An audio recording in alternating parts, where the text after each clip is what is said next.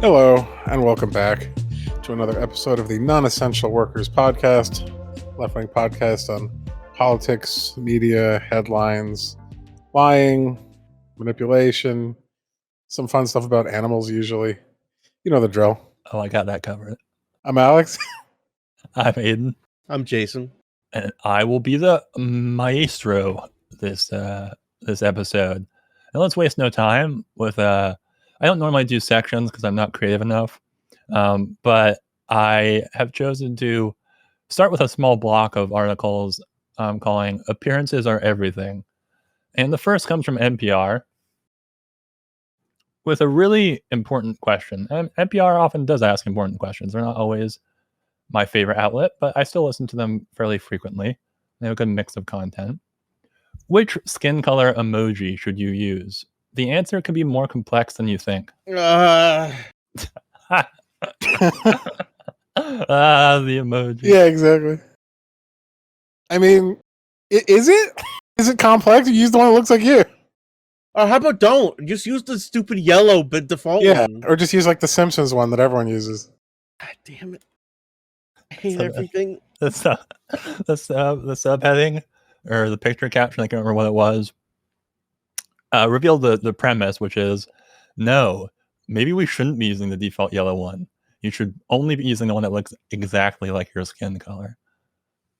Right. I mean, those are the two options, right? You use a generic, or you use the one that looks like you. I guess there's a third option, which is like be like transracial and use a different one just to see how people react. This is like the Brazil thing where people are like, I'm not black for reasons, and I'm black for reasons. I want to get into this thing. Yeah. Like, come on, stop. Also, there's no stakes, right? Because no one gives a shit. Like it's emojis. Apparently, it matters enough that the NPR is like investigating this. See, I was half expecting this to be one of these like huffing its own farts, like neoliberal articles. It's like we've transcended race because anyone can be yellow, or like anyone can pose as any race using these emojis. This is how Rachel Dolezal got by. Yeah, people were like, "What emoji do you use? Are you really black?" So and so was bullied for not using black enough emojis, and that's not right. And it's like, well, like I don't know, like what. Obviously, you have to just write articles to fill space, but this one feels especially pointless. Yeah, just a true example of is vacuity a word? Vacuousness? Of being vacuous. Just absolutely no reason to post it besides to, as you say, fill space, because it's such a obviously weak-handed attempt to like maybe stir up some culture conversation or controversy. It's very weird. Yeah, it also is. It's reducing essentially race to skin color, which I'm not saying isn't a big component of it as far as most people's like gut impulse, but it's not. It's not like if you use like a dark toned face, you've like made some sort of cultural statement. Like there's like half the world has a dark toned face. Like what does that mean? It's just like, okay, you're in the global south basically. Like what? I don't know what you're supposed to take from that, because it's like the whole point of modern readings of the experience of minorities, especially in the West, is that they have many elements and dimensions to the things that they have to deal with in their lives. It's not just like, this is what I look like and that's it. That's like a 90s reading of race, or like an 80s reading of race. Like before we started doing all the what's it called? Not like transcendentalist. And intersectional. Intersectional. That's right. I was looking for intersectional. Thank you. There we go. 100 points. Intersectionality is like the whole thing now, right? Like that's what everyone's talking about as far as all the rage, understanding the especially shitty situation for minorities. This is like the least intersectional way to read race. It's like, what color are you, though? I guess. Okay, like that's not the point. Anyway, there's one other thing I need to double check this before we move on to the next article. Yes, there are 3 authors for this article. The power combined of these 3 big brains. Yeah, maybe it's just a case of 2 would have made it positive, but 3 brought it back to negative. Who knows? So I guess it's a week for posing questions in your headlines from The Guardian, Will Dr. Dre's halftime Super Bowl show move the NFL beyond its race crisis? I watched it. No, Yeah, how's he doing? I thought he had like a stroke. he looks fine. he's recovered. I'm worried about 50 Cent. He looks fat. Like it just turned into like a diss at the end. He was, but not so. Cause the best thing they did the whole time was they recreated the music video scene from In the Club where he's upside down, but they did it in real time, and it was very unpleasant. He was very large and upside down and singing. I guess, spoiler alert, we aren't just beyond the Super Bowl now, so I don't know what timeline they were thinking in The Guardian, but it hasn't been solved yet, so things aren't looking great. Eminem Neil, did you see that though? I did. And I didn't Dr. Dre sneak in, I still don't like the police much or whatever. It's I don't know, that would be a surprise. It's like all he wrote about. So do you think that there's any purpose to this headline, or do you think it's the same thing as the former one, just to fill space? Because to me, no one with any reason would assume that this would be the case, even if they're trying to kind of be euphemistic and say like it's just like the first step. But no, this piece is doing a number of things at once. One, it's advertising for the Super Bowl. Yeah. Two, it's trying to provide cover, like maybe it'll work, maybe it'll do something, maybe. And then three, it's just trying to acknowledge, it's just trying to not get blowback for acknowledging that there is a racial crisis. Like, because if they didn't acknowledge that, they're just like a chud.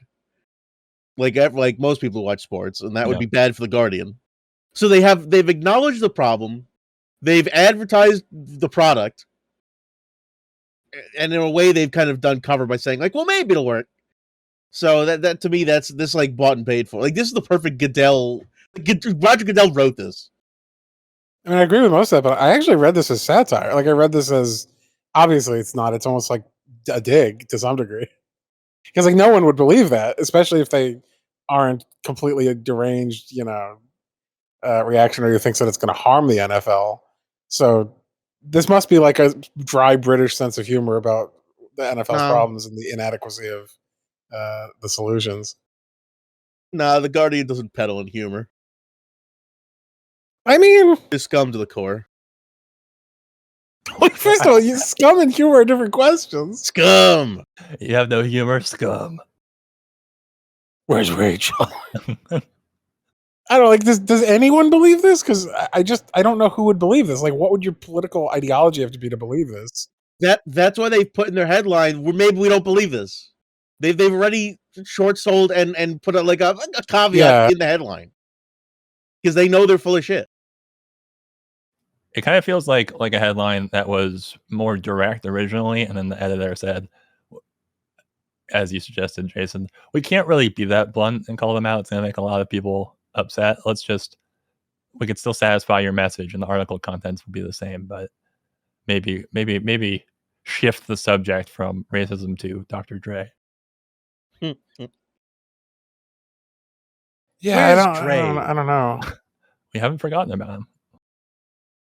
I mean, as you say, like this is like an increasingly health problem plagued, like geriatric gangster rap contingent. You'd think if they wanted to appease the youths, they'd get some of these, guys in their teens and 20s. I mean, like Kendrick SoundCloud Lamar was there, and he's relatively young compared to everyone else. He's like in his late 20s, early 30s. Yeah. He's hip. He's with it. He's of the now voice generation. You know the thing. Going full Biden. Biden Cosby. Listen, Jack, these rap artists with their hippity hoppity. Yeah. Yeah. So I mean, I guess we could just do the public a service and say no, it will not. Yeah, we can do that. We can do that much after a great deliberation. I have to say these articles about 50 Cent being fat are fucking savage. Oh yeah, people are letting him have it. 50 Cent's fat shamed at the Super Bowl halftime show, quote, looking like a whole dollar. I knew they were going just like brutal shit. Oh, that's funny. I mean, very mean, but it's like, Jesus, calm down, everyone. Like, he got old. Like, what? No shit. I thought it was endearing because like he's normal now. He's not insanely shredded and ripped and like rippling with muscles. Yeah. I mean, the fact that he got old at all is incredible. He got shot like 10 times. Okay. Doesn't give him a pass. Still can't get fat. No fat pass for you. Not allowed to live your life. Well, let's stay in the UK and also provide a transition to the article that will follow this with from the Times UK. Seeing tattoos makes me feel physically sick. Subheadline is ubiquity of body art is born out of an existential crisis of humanity in the post-religious world. That's the article's point? It's a religious person who's upset at tattoos? Very funny. Did not see that coming. Even I, who, again, like Jason and I are constantly dunking on religion in various ways. Even I wouldn't have assumed that's what this was. But see, they've got to find new ways to get dunked on. They're addicted to it. They love their lashings. Is this before we go too crazy, is this a Muslim thing? Because it's like, again, it's like iconoclastic? Or is this a Christian thing? Because it's like, Christianity's dying and I hate it because I'm white or something. I feel like that really changes. No, this is Amber here. This is like a white genocide argument. Like white people are losing their love of life and God. They're fouling themselves with tattoos. Now, to be fair, tattoos are against religious rules in all three of the major Abrahamic religions. Yeah, it's just that some take them more seriously than others. I don't think any of us actually have any tattoos. Us recording, but unless Aiden's got some like I don't know. I was gonna say that's what you think. Aiden takes his shirt off and he's got like biker tattoos all the way down. But once again, because we are lowercase libertarian and like advocates of freedom, sure get a tattoo on your like asshole. I don't care. It doesn't say anything about like the degradation of society or the moral decay. It's just freedom of expression. And before you think that it's gross to get a tattoo on your asshole, bear in mind that it's an asshole to begin with, so you can't really go worse. It's a good point, Alex. Just wanted to throw that out there. The whole concept of being like a Western civilization is the freedom to express yourself and in art. And art on your body is part of that. Like people should be tattoos are examples of the freedoms we have, not the like low classness and the moral decay of the modern era. Well, that's the subtext of this, right? And I think that's actually a good one, because like the assumption is that I said that. What are you talking about? What? Did I miss something? I said good one, Aiden. Oh, sorry. This appropriate. I missed the nature of your compliment. I agree with it then. Okay.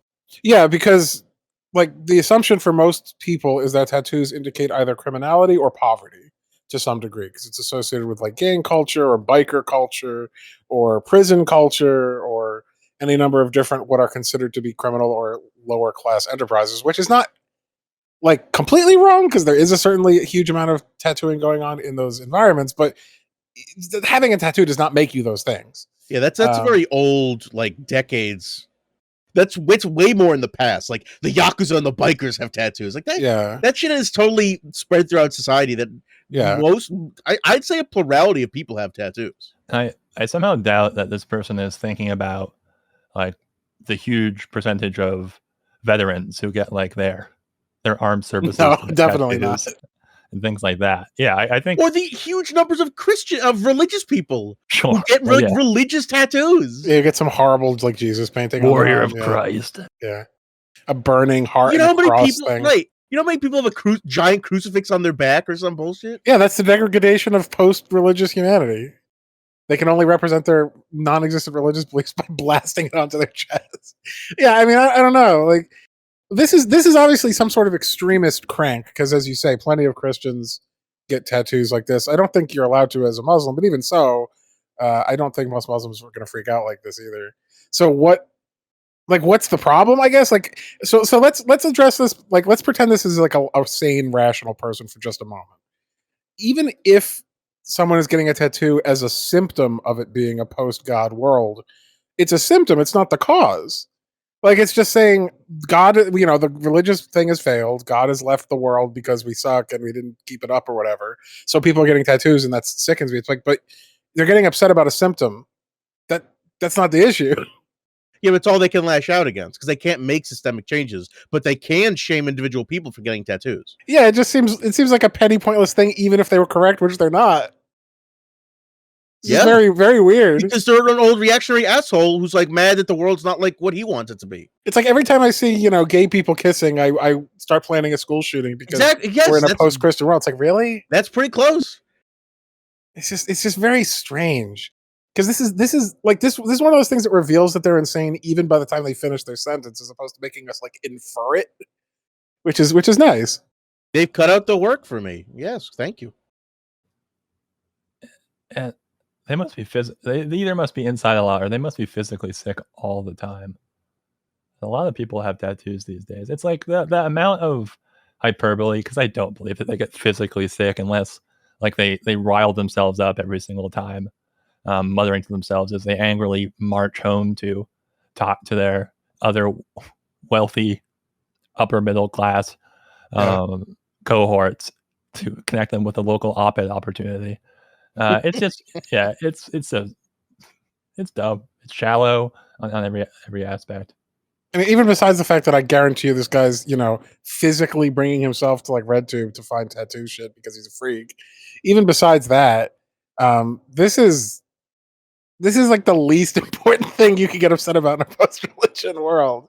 Like, what the fuck? Like, no one gives a shit. Out. It's lashing out. Like, what about the tattoos though? Like, bad tattoos? Are you just saying any tattoos? Like, your body is a temple? Like, what do you think the problem is? No, it's identical to someone saying, as you said, seeing gay people hold hands or kiss makes me physically ill. They're just revealing their biases, and they think they're coming across as virtuous. They're just coming across like an asshole. That's really all it is. There's not much more to it. Seeing people eat broccoli makes me physically ill. Such children. Yeah. But not all religious people are children. And I have put a moratorium for myself on Pope articles, so I have to find another vector to bring religion into this podcast. And this is an article that's definitely representational of broader religion. From Vice, bleach drinking bishop appears to be peddling bleach from Colombian prison. You hear about this?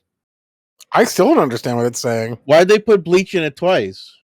He's drinking bleach, but he's also selling it. They had to let us know that he is in fact drinking his own Kool-Aid. Like, what's going on? He's both trying to kill himself and trying to be an entrepreneur. Oh, is this one of those like anti-COVID quacks? It must be. That's is he going for alliteration? He's like, I'm the bleach drinking bishop. You can trust me. This week on the Muppets. So is this like an Onion headline? Because this is what we usually parody fake COVID quacks is doing. Like, you literally use the expression "drink bleach" as like a insult / suggestion to someone who's a quack who's doing, ivermectin or whatever.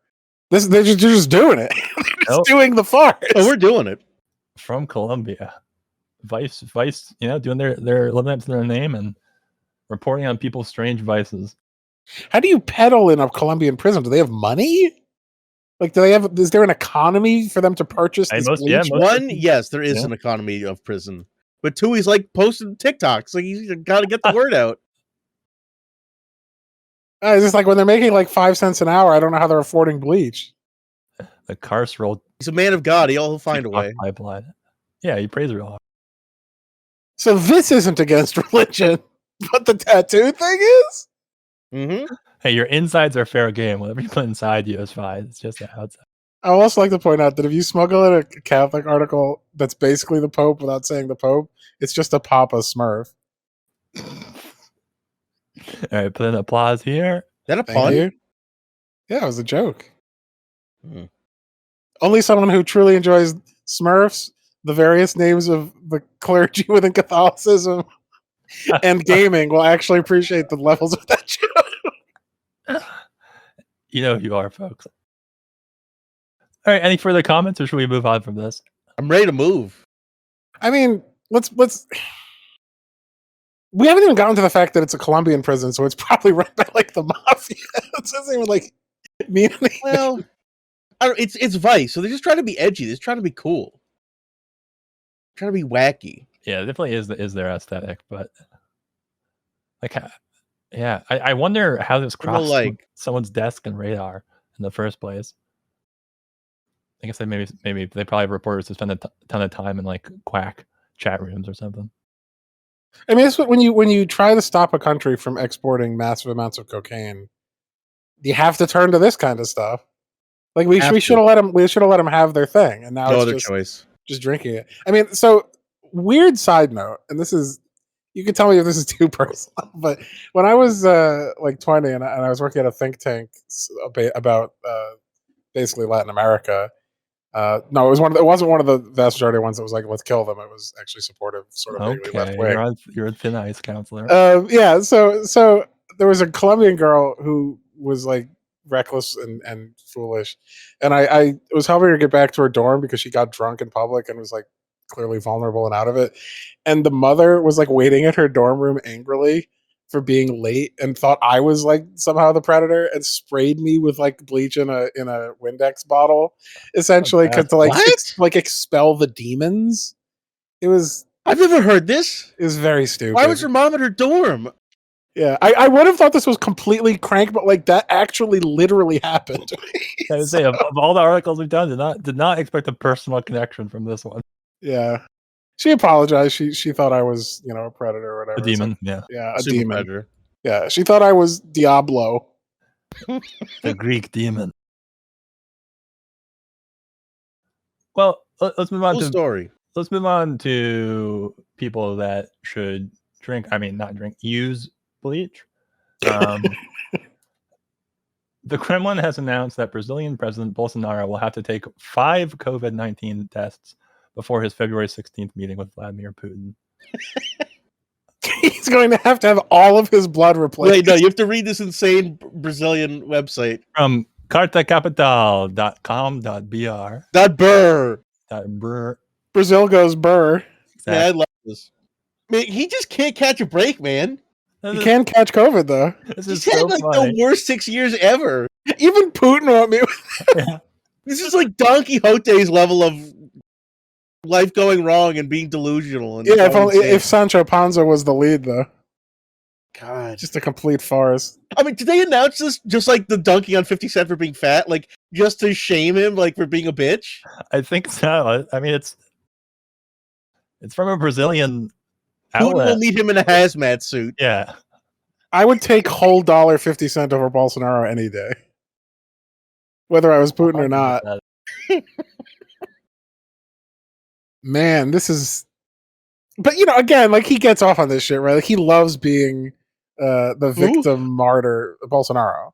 Like he loves being the like Passion of the Christ sufferer for some reason. So he's probably just writing his memoirs about like how even Russia will have he will have his revenge. Yeah.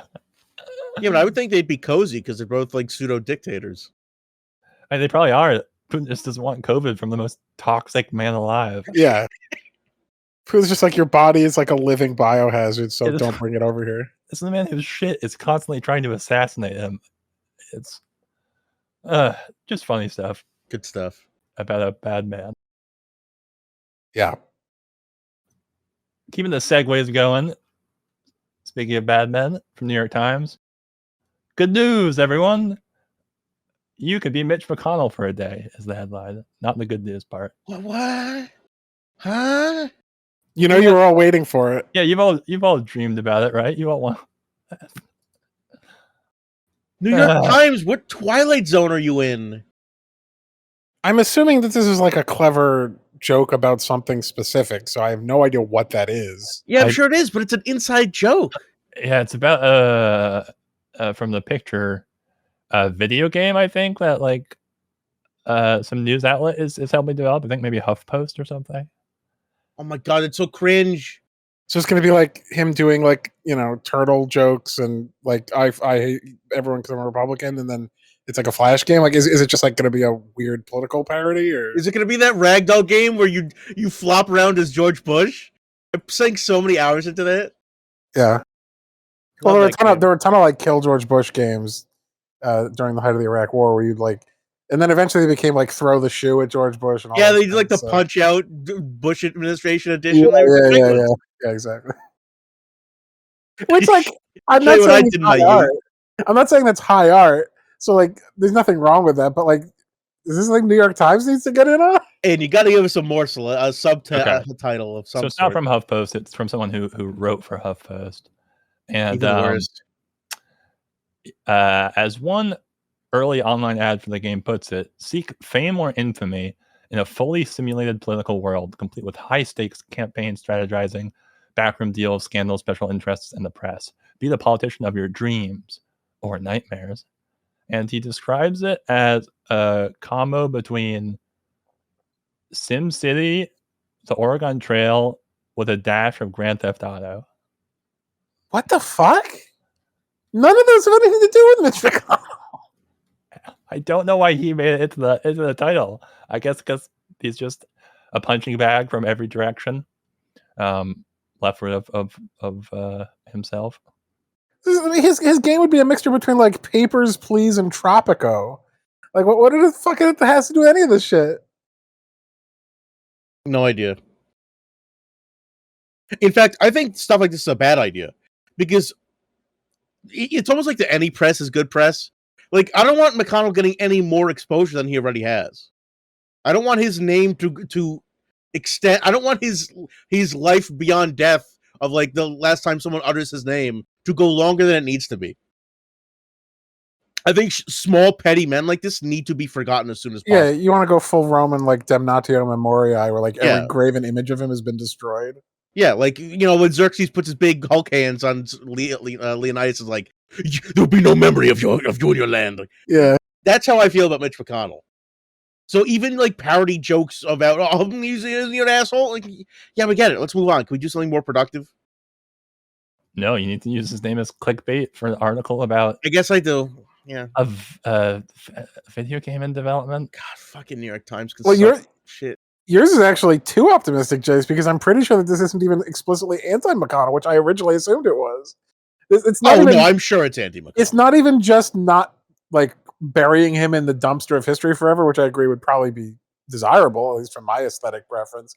But it's not even 100% like anti him because it even mentions like you could be villainous or not villainous. It's like, no, you're always villainous. It's Mitch McConnell. It's probably some stupid like Walking Dead game. It's like pretend what it would be like if McConnell made not evil choices. What if McConnell wasn't Mitch McConnell? Like, okay, sure. So you can role play as him better. I enjoy games that some people call like spreadsheet games. Sometimes, like I really like Crusader Kings. I think that's a great series.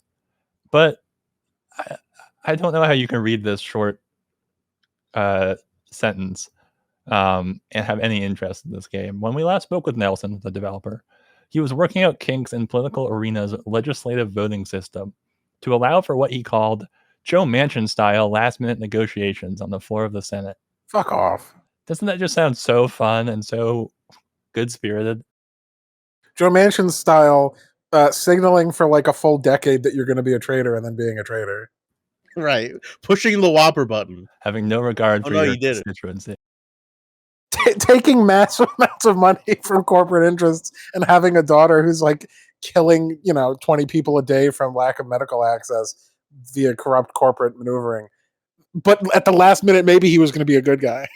What the fuck are you even talking about? Does this person know what politics is? No. Unclear. Trending towards no. Check back later.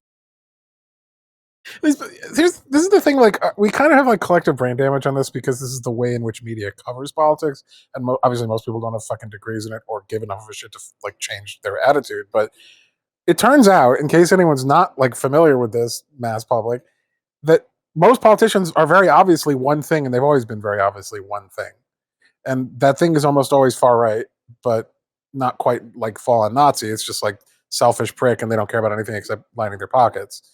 That's not new. That's not like changed. That's pretty much been true for the vast majority of the U.S.'s history. So the idea that someone's going to be like a swing constituency voter within the Congress or something is laughable, even if it wasn't Joe Manchin, who it's especially obvious how corrupt and evil he is. But like, it's the same thing with like the Mitch McConnell thing more generally. It's like, Mitch McConnell is who he is because he was always going to be who he is because he's the like fucking head of the Republicans there. Anyone you put as head of the Republicans there is going to do exactly the same fucking thing. It's the interests of their entire class of people, their entire political party, the entire institution like U.S. imperial state. They have the same interests. So whoever happens to be fucking puppeting it is not the question. They're going to do the exact same thing. They've been doing the same thing for as long as we can remember. They're not surprises. They're not rolling dice and like seeing how it turns out to see what their behavior is. It's incredibly predictable. Anyway, And yet we produce a cottage industry of experts and academics who are always surprised when the most base rational decisions are made. yeah. It's always presented as though like we've grown partisan. It's like, no, it's political theater that they engage in to make it seem like incredibly far right versus moderately far right are two different political parties, and then they can do what they were always going to do. Like this has been true for well before any of us were born. And so for any of the media covering that to be like, maybe this time Mitch McConnell won't be evil. It's like, no. Still evil. We know who he is. We already know who he is. There needs to be that glimmer of light, of hope, so that it's not incredibly blatantly apparent that everything is a monolith and that the only way to proceed forward is to clamber over it and break it down. But not that I think that America necessarily even has the revolutionary will to do that, were that to be blatantly revealed, but they certainly don't want to risk it. Take that, proletariat.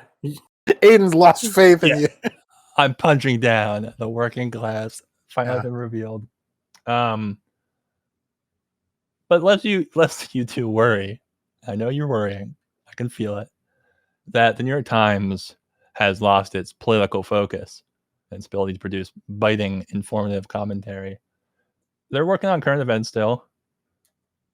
U.S. battles Putin by disclosing his next possible moves. Fucking owned. Holy shit, the New York Times can't just keep scraping the bottom of the barrel. Yeah, checkmate, literally. I mean, come on. 200 IQ, 5D chess move, outstanding move. I know. We've gone from culture, quote unquote, to politics, and it's still just all vacuous. There's nothing. Yes, of course. What do you mean? The U.S. says what it thinks is going to happen, what it wants its people to think is going to happen next. What does this mean? This tells us nothing. They're framing it like it's chess, right? It's like Deep Blue is beating Putin in the chess match over Ukraine. It's like, first of all, no one knows what the fuck he's going to do exactly because he doesn't know what he's going to do because he's just waiting to see what reaction he gets to try to hold on to power for even longer than he has so far. So maybe he'll invade, maybe he won't. It's really up to how everyone reacts to it. So there is no fixed answer on what his next possible move is. Two, telling someone that you know what their move is might seem like a big dick move, but you've actually given away information that you should have held close to the chest because if they don't know you know the move and they make the move, then you can counter them more effectively. So saying that we know what your moves are is actually a sign of weakness, which is we kind of have anticipated some of the stuff you're doing and we don't like it. Please don't do it. Yeah, what are we, Kano? Well, we've studied all your moves, yeah, and then we get like our balls kicked. Come on. That's what this is setting up. Even though it obviously is trying to be pro Biden, this is very funny. It's like very embarrassing. Pro Biden sounds like a old person medicine that you'd see on TV. Yeah, it's a probiotic. Tell your doctor about pro Biden.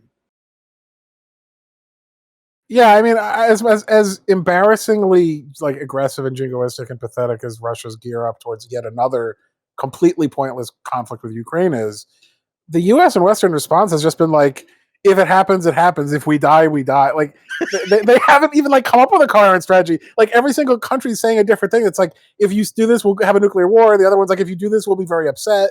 And the other one's like, if you do this, that would be rubbish. It's like, okay, like it would be. There's no consistent response. It seems like half of NATO is going to like start a military conflict over it. The other half is going to just like eat popcorn. So maybe we should figure our shit out before we start like mocking the idiotic Russian attempt. Jason said this several episodes back now, but at the time I like, you know, I took some value in it, but I mostly took it as like a comedic comment. But it's feeling more and more like you were right, Jason, that they're just bored. These countries, these powers, they just got bored. There's nothing to do. You got to move some pieces around, move some armies around. We've been playing this game of Risk for like 70 years. It's boring. Nothing's happening. Too long. Also, seeing as Russia already took Crimea, and they already took like 10% of Ukraine in another part of the country that's like held by pro-Russian rebels, the West doesn't really have a lot of like credibility on Ukraine, like because I assume that's what they're talking about because this is in the context of all these articles about the possible invasion. certainly. We didn't even help them expel the pro-Russian partisans who are a tiny little like proto-state now in the corner of the country for the last 8 years. What the fuck makes anyone think we're going to defend them now? We didn't defend them in 2014. We didn't defend them in the last 8 Because years. we manned up by picking insurgency. Biden instead of Now pushing suddenly- aside Trump. Suddenly we're going to give a shit? Like suddenly we're actually going to put boots on the ground, which is like an incredibly unpopular thing in America for some conflict we don't have any stake in? Why would we do that? Putin kind of knows we wouldn't. That's why this is all farce. Well, that's why it's not it's not going to be U.S. soldiers on the ground. It's going to be training and weapons and guns and money and like all this dark shit we do that makes up every single like what do they call them, proxy war. Yeah, but it's even dumber than that. I mean, that is certainly true. But like the Spider-Man meme where they both pointed at each other. Europe and the U.S. are pointing at Russia like, hey, if you do this war, we're going to stop buying your oil and natural gas, which is like 40% of your economy. And then Russia's like, oh yeah, and then they point at Europe and the US, if you try to stop us from invading Ukraine, we'll stop selling you oil and natural gas, which is like required to operate 40% of your economies. And they're like, wait, oh shit, we're both owned by our own logic. Like, it's almost like countries are so integrated. It's almost like countries that trade are not prone to war. Well, that's the whole promise of capital, is that it would make everyone so interconnected that they wouldn't war. It's never worked, but yeah, like they both stand to lose tremendously economically if this war happens. Still might happen. Like it's not going to stop them. And gain basically nothing realistically. Like even if Russia secures a greater buffer zone on the Eastern European plain, it's like it's still bordering a massive conglomerate, and Ukraine will never be completely safe. It'll probably just become like a permanent place for scattered skirmishes, completely immiserating the quote unquote Ukrainian or possibly future Russian or trans NATO population, whatever it fucking becomes if they're dumb enough to start a war. Yeah, unless there's some sort of long-term political resolution that's like everywhere in Southern Europe becomes like the nation of South Slavia, that's somehow a permanent like ally of Russia and doesn't join NATO, and then Putin finally feels like he can stop clenching. Unless that happens, then this is going to be a permanent thing until Putin's gone, because he believes that his best political option for attaining power is to, saber rattle and be jingoistic towards countries that have historically been part of the Soviet Union and which feel like a sense of Russian nationalism to try to recapture. So that motive will be there so long as he tries to retain power, which seems to be for the rest of his life. Yeah. So, I mean, this isn't going away. Like, Ukraine is obviously not militarily strong enough to resist Russia, which is 10 times bigger than it. And also because there is a historical connection there, like half of the population of Ukraine kind of wants to join Russia. So it's like, we're not going to intervene. We're not going to save them. We already kind of know that. We might do punishing economic sanctions, but this conflict is not going to be over anytime soon. And even when it's over, it's not going to be over. It's going to be one of those like permanent, soft, like low-level intensity conflicts like they have in fucking Chechnya now, even after the supposed end of that conflict. Everything's fine in Chechnya.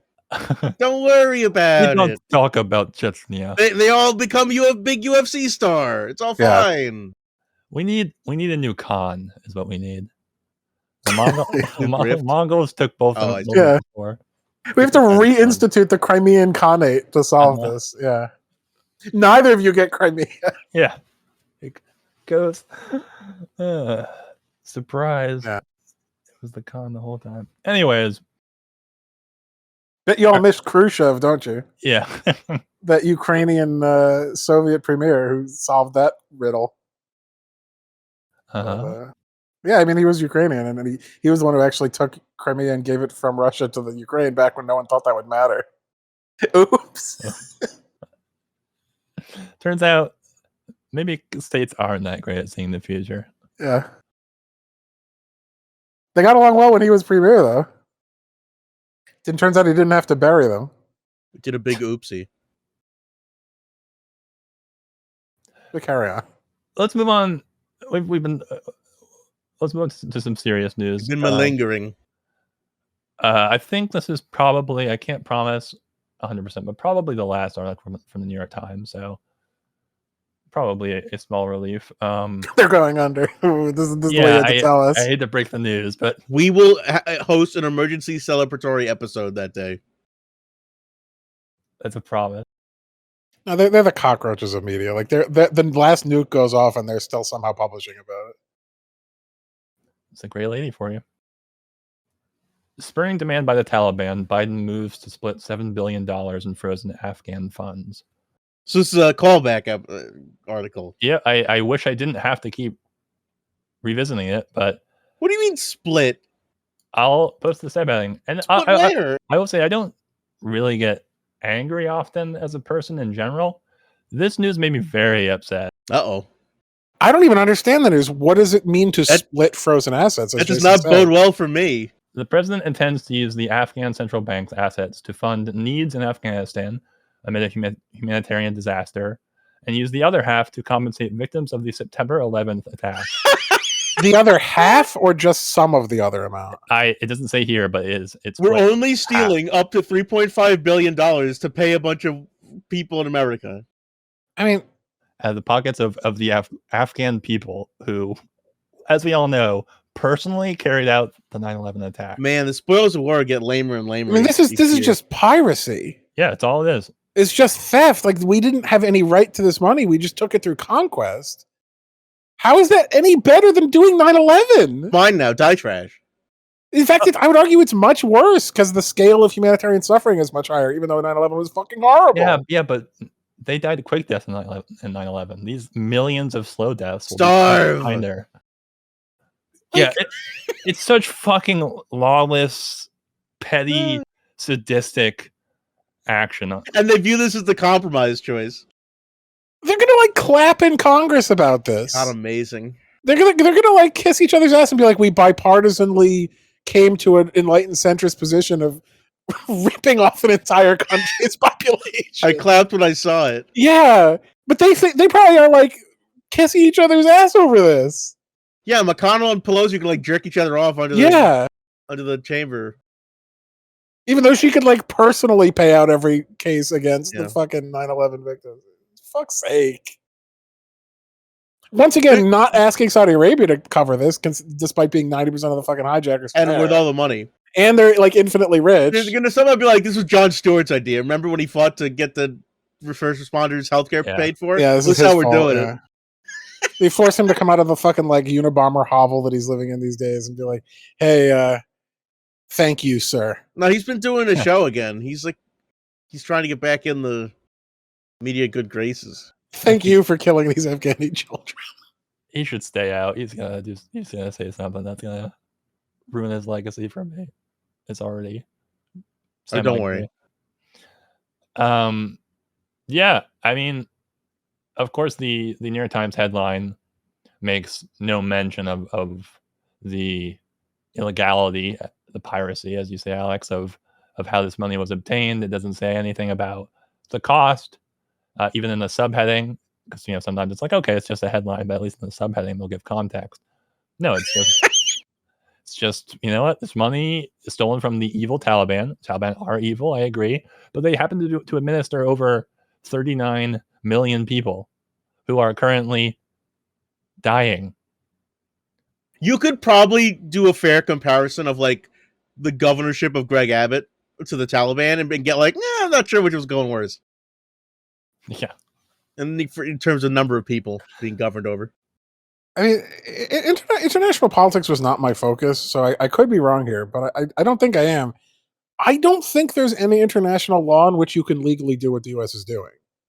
I don't think you can conquer a country, take their money, and then say, I'm freezing your assets and use it on whatever you want. What are you going to do about it, though? I don't like, what is their argument other than just fuck you? Like, I'm sure they have an argument, but I don't know what it is, because it's not like this was this wasn't a decision made by like the UN or something, or some sort of alliance of global powers. It was just the US unilaterally choosing to do this. Today's phrase, and the phrase of the decade is, die trash.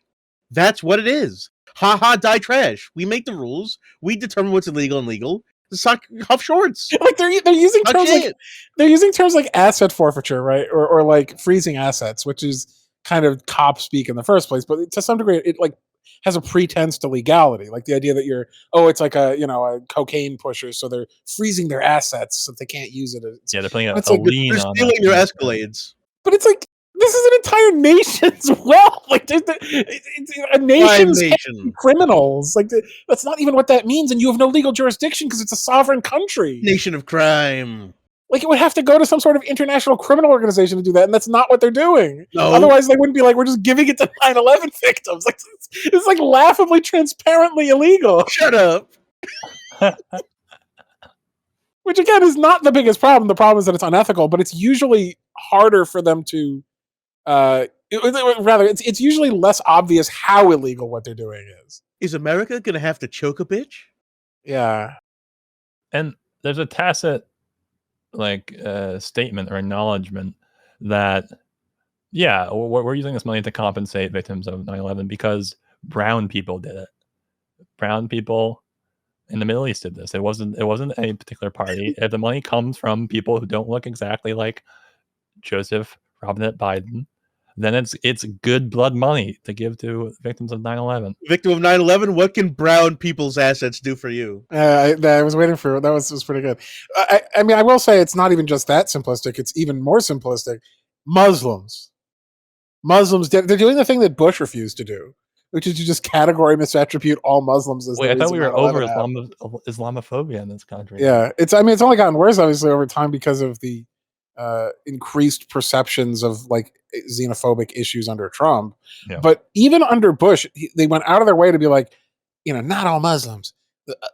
Islam's a religion of peace, all that shit. Right, And- saying it's not a war on a religion. It's a war like- of cultures, yeah. Afghanistan people had nothing to fucking do with this. Half of them weren't born when this happened. Like, do you know the average age of Afghanistanis like 24? Like, Well, yeah, but half of them won't be alive when this is over either. So this is just absurd. Yeah, okay. They may as well not exist. That's the American policy on this. Whether it's because they're Muslim or because they're brown or because they're poor or because they're non-American, take your pick. Any combination of those, it's like they don't count, right? And this is something that is true not only in U.S. foreign policy, but in U.S. media, which is not going to be covering this as a humanitarian crisis of the highest order perpetrated in a genocidal way by a supposedly liberal U.S. regime. It's just like, no, they're evil because the terrorism, and it sucks if some kids die, but it's fine. That's it. Like that's all the coverage is going to get. You'd have to go to, as we've said before, like Al Jazeera or some sort of local, not 100% right wing media source in the Middle East that isn't going to cover this as the humanitarian crisis that it is. Yeah, I mean, I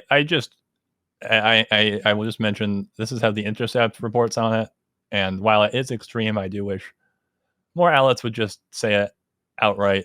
Biden's decision on frozen Afghanistan money is tantamount to mass murder.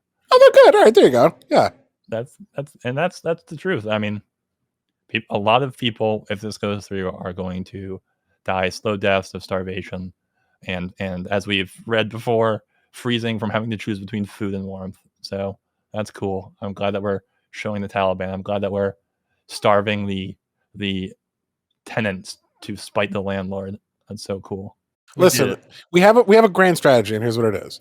Yeah, but We create a permanent animosity between tens of millions of people who are not guilty of any particular crime by causing mass suffering and death in their population. And then 20 years from now, when they do like 10 new 9/11s, because of the permanent animosity that we've generated between them and us, the victims of 9/11 are proportionately less wronged. Because then they will only have been like a tenth of the total victims of 9/11 like tragedies. it's all coming together. I get it now. The grand plan. Outstanding move. Yeah. It's like, So- because, go ahead, Jason. I was doing some fun Googling. Iraq and Afghanistan are about the same population, about 40 million. Yeah. Iran and Turkey are about the same population of 84 million. Yeah. Pakistan has 220 million people. Or maybe I was thinking around. I don't fucking know. Pakistan's huge. Well, point is, a huge number of people who have nothing to do with 9/11, not only because of as I said, the fact that most of them were barely like toddlers at the time, but because the people who actually financed and planned 9/11 were a tiny group of mostly Saudi individuals, some of whom had vague connections to Afghanistan. It was not an Afghanistan operation in any way. And I don't know why this is not common knowledge in the United States when the fact that it's incredibly obvious and reported multiple times has happened, but there we are. Iraq didn't have shit to do with it. Afghanistan barely had anything to do with it. It was almost entirely Saudi Arabians, and I think there was like an Egyptian and a Jordanian or something. But the big baddie was Afghani. But he wasn't. He was not. He was Saudi Arabian fucking nobility. What I'm saying is Bin Laden had his headquarters and family in Afghanistan. Yeah. It's basically just he was there. But I mean, he hid out in Pakistan. Pakistan's our ally. It doesn't mean anything. They didn't know where they can hide. Shut up. That's the exact conclusion. Yeah. Don't think, don't talk, don't use reason. Again, Afghanistan offered to just fucking give him to us. Like, they were not our enemy in any grand scope of anything. Like, no matter what evil shit the Taliban has done, which there's plenty, they were not a staunchly, permanently anti-American force. In fact, we had helped them defeat the Soviets, which is why they had relatively positive impression of the United States. They were not expecting this invasion. And now we have their money. Yeah, I bet they fucking regret fighting the Soviets now, who were comparatively less evil than what we're doing to them. This was the long play. It's to engender sentiment and conditions that allow terrorists to recruit, so that we then have future justification to steal billions of dollars. Yeah. Well, we have to slowly work our way up to the $1 trillion that they apparently owe the world of their blood, flesh, and soil that we desperately need. Well, we can't count on Biden, unfortunately, as we're all shocked to find out. But maybe we can count on Susan Sarandon. You're all we need. From the Hill. Susan Sarandon says, NYPD funeral example of fascism. A misspelling of fascism from the Hill. Really had to put that in there. Was this like a tweet that you misspelled it or something? Oh no, this was the headline from the Hill when I found it. Oh, you're just saying the Hill fucked up because they're idiots. Yeah. Wait, because they're a clown car. But it says sick, which means I added that. So okay. I thought you were. See, here's how I read this. I thought it was them trying to mock her as missing a letter in the headline. No, it's Aiden mocking the Hill. I wouldn't put it past them, but no, this was me. What specifically? Which funeral is this? The ones in New York who got killed recently? Yeah. It was. I don't know the details of what the. Yeah, I don't know what happened there. It was commentary, I believe, on. There are a bunch of pictures that were going around of the actual funeral procession, which was just huge blocks completely filled from end to end with NYPD. I see you say. So it's like our fallen brethren make a giant public militaristic display of it all. I mean, yeah, she's probably right, and she's generally left wing, and generally likes to shit on people. So yeah, cool. I like it. I'm here for it. If you had to ask me whether I trust the NYPD versus Susan Sarandon, I'm going to take Susan Sarandon. Yeah, I mean that's not really even a question. But I don't know enough about the specific details to know why she's saying this. So. Damn, she old. Yeah. I do. Unfortunately, think she walked this back eventually after pressure. Oh, come on. Well, it doesn't mean she was wrong. It just means she felt pressure. Yeah. No, just there's a. Yeah, I mean, he's nuts. I mean, it did not make me feel good. I will say, it did not make me feel like a warmth of solidarity in a fraternity that I don't belong to see, thousands of cops massing the streets all in black. I can't say that inspired confidence or hope or happiness. I'm you don't love that we live in essentially a military state? I like it's like, I can live happily when the ants like in my walls aren't forced out and are like swarming around my bedroom. That's fine. Now, of course, I'm not calling cops ants. I fully support and respect her. I'm very confused what's happening. I have no idea what this metaphor is. Are there ants in your walls? I mean, there are ants in all of our walls, probably, but like once in a while, you like during the summer, the ants are like outside, and then something like forces them inside. Either there's like food inside, or Right. whatever weather forces them inside, and you realize, oh, there are that many bugs living around my house. That's kind of how I felt about this. To see just like, yeah, I know that our police budgets are way overblown. I know that we have way more police officers than we need, and that they do not do their job to any degree that they claim to. But to see thousands massing the streets together at once was like, oh, yeah, we truly do live in a police state. Oh, so you saw the whole colony at once. I see. Yes, I saw the So it's full right. The picture. cops are the ants. Good. You show them. I mean, they certainly have a hive mind. But the problem with this, for anyone who thinks like, well, what's wrong with police repping their fallen brothers or whatever? It's like, all right, I am sympathetic to like people get killed and other people feel bad about it, especially if they had some sort Yeah. of fraternity with them. But the problem is that there's way more non-cops killed in New York City, including by cops, and Right, you don't get the huge procession for that. Imagine every time an unarmed black guy gets shot, and like all of Black America shows up. Yeah, We wouldn't stand for it. We wouldn't tolerate it. Well, that was the other thing. It felt like in numbers, it felt like comparable to the very protests or marches that they would crush, the peaceful right. ones. You know, Did another level of cops come out to beat them and shoot, yeah, tear gas at them for repping their National two Guard like brothers? came into Because when we did it for George Floyd, like when the country came out en masse to, protest the, 10,000th black guy killed in the last decade for no reason, the cops were like, "Fuck you! You can't do that. This is rioting. We should purge you in fire and blood." We get credit for that kill steal. But when the first fucking cop dies in New York City in 4.5 years from a gun violence, now we have to act like it's V for Vendetta. Like, why? You can't have like a private, quiet ceremony respectfully, like everyone else. Like for the family of the people involved. Like, we got it. There's a huge number of NYPD, and they're very powerful and influential politically in that place. But this just kind of feels like, instead, like it's like they're putting it in your face. She's right. They're all faces. They're trying to make it as obvious as possible the degree of power and terror that they're able to wield, which is pretty clearly, probably, I would assume, what she's referring to. Maybe this is the new way to not get demonetized, by calling them fascists. Because you didn't say the big F word. I mean, it's next level. I love it. Avoidance. All right. Any closing thoughts on fascism and Susan Sarandon? I have to ask: is there a reason that we're talking about the misspelling, or is it just fuck the hell? It's funny. It's a funny fuck up. Yeah. It's just for me. It's just fuck the hill. Okay, I just want to make sure. I'm trying to see if there's like a deeper significance to that misspelling. I mean, if I did that earlier, I could have done like some tie-in to Appearances Matter or whatever. But it's either they're idiots, or they're just in such a rush to get this shit out that they don't proofread it. So either way, they look like clowns. Whichever intern is getting like their pay docked for this, like, it's a hard word to spell. I get it, man. I'm sorry. No, it's not. No, it doesn't. It doesn't. It's credit. not spelled the way you think it is. Phonetically. Yeah. Okay, you're true. You can't just phonetically sound it out and get it. Yeah. I guess also English hard. That the Hill, which by its very name is supposed to be like political reporting.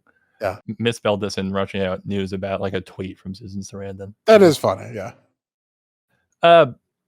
So let's go out on a few articles about aminals. Actually, no, I can't go there quite yet. I have to include this one from the Rolling Stone. A porno metal song about gay cowboys is disrupting the anti-vax trucker convoy. What? Porno metal, huh? What's happening? I'm just picturing like the death metal like screams, but it's like sucking cocks and balls. How is it disrupting the trucker convoy?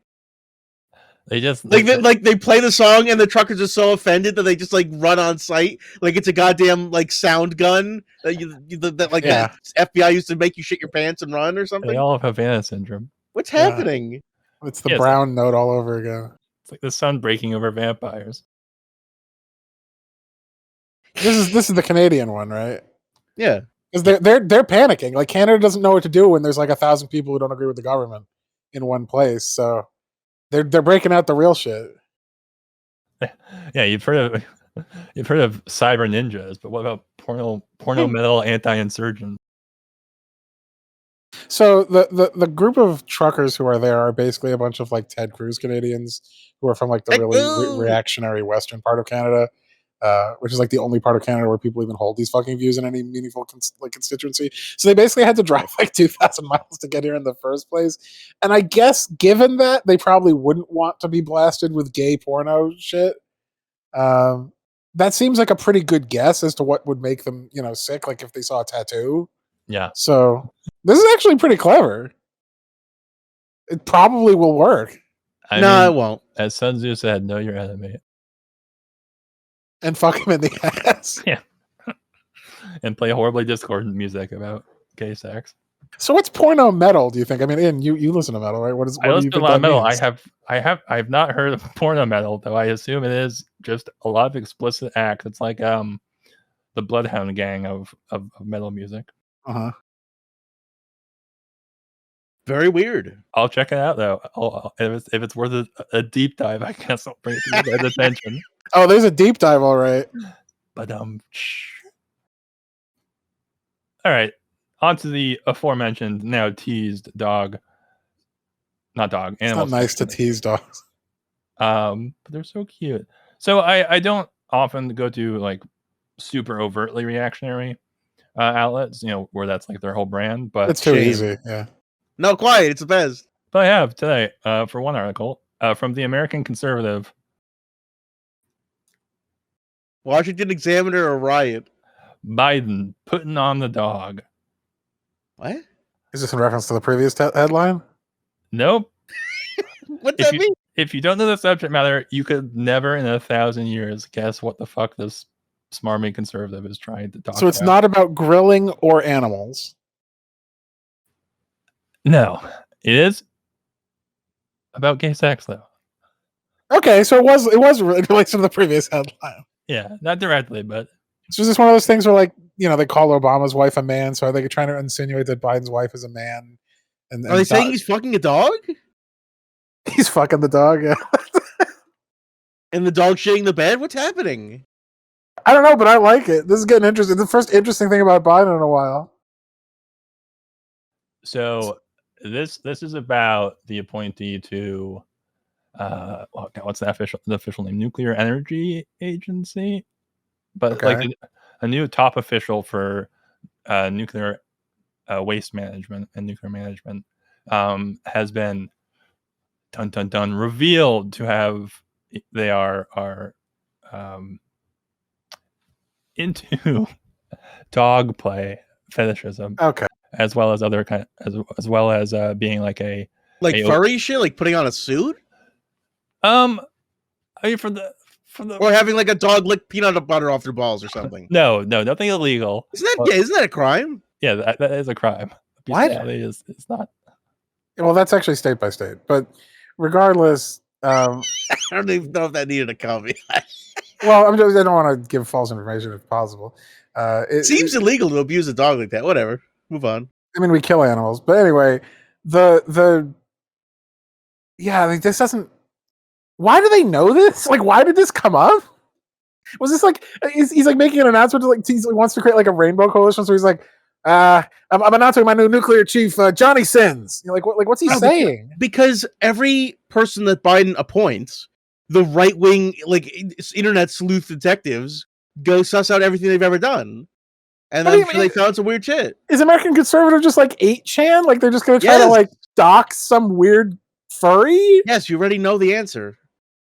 What the fuck is this? I'm glad that people who do this freak shit are in government. Finally, some representation for the weirdos out there. This is the art from the piece, and the one on the left. Please don't tell me this is like recreated by the American Conservative.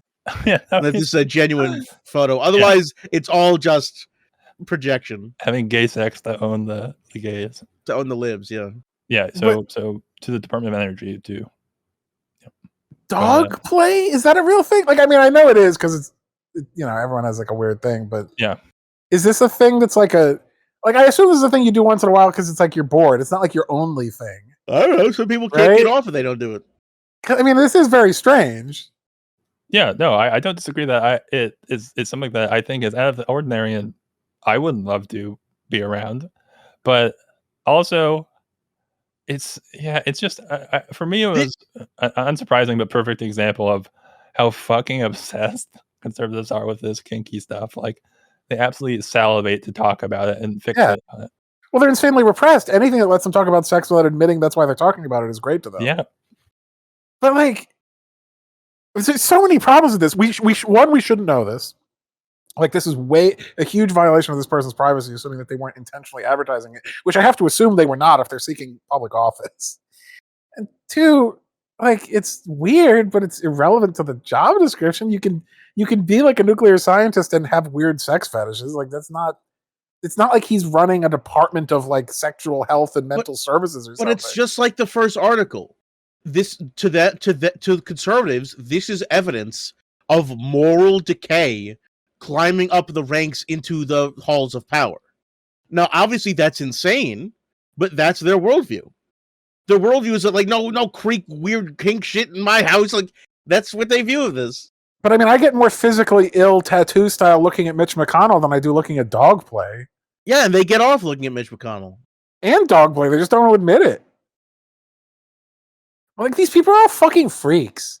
I'm sorry, like, I'm pretty vanilla. So, like, I guess I'm like not want to talk about like FetLife shit, but all these like Republican evangelical cranks where like the only thing I can talk about is how much I hate other people who are getting fucked in the ass.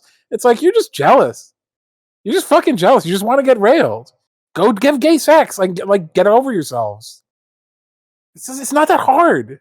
Like, the internet exists. Go get fucked in a literal and metaphorical sense. That's all I yeah. got. It really does. It feels like that's the case at this point.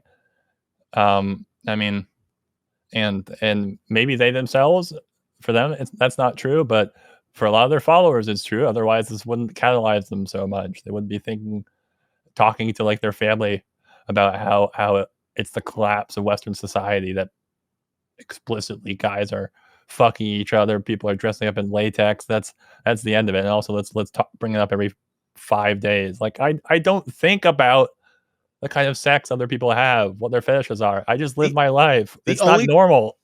The only time I think about the sex politicians are having is when Ted Cruz accidentally tweets it publicly. Yes. And then I talk about it endlessly, but also, tell me if this is like too gross a sexual topic to talk about, because it's not like I know too much about dog play. But I'm reasonably confident that it falls into the headline of submission and domination play, because it's like that's like some BDSM. Someone else is the thing, right? Which is only really possible when you have tremendous trust in your partner that they're not going to like take advantage of the power you're giving them in that situation. Yeah.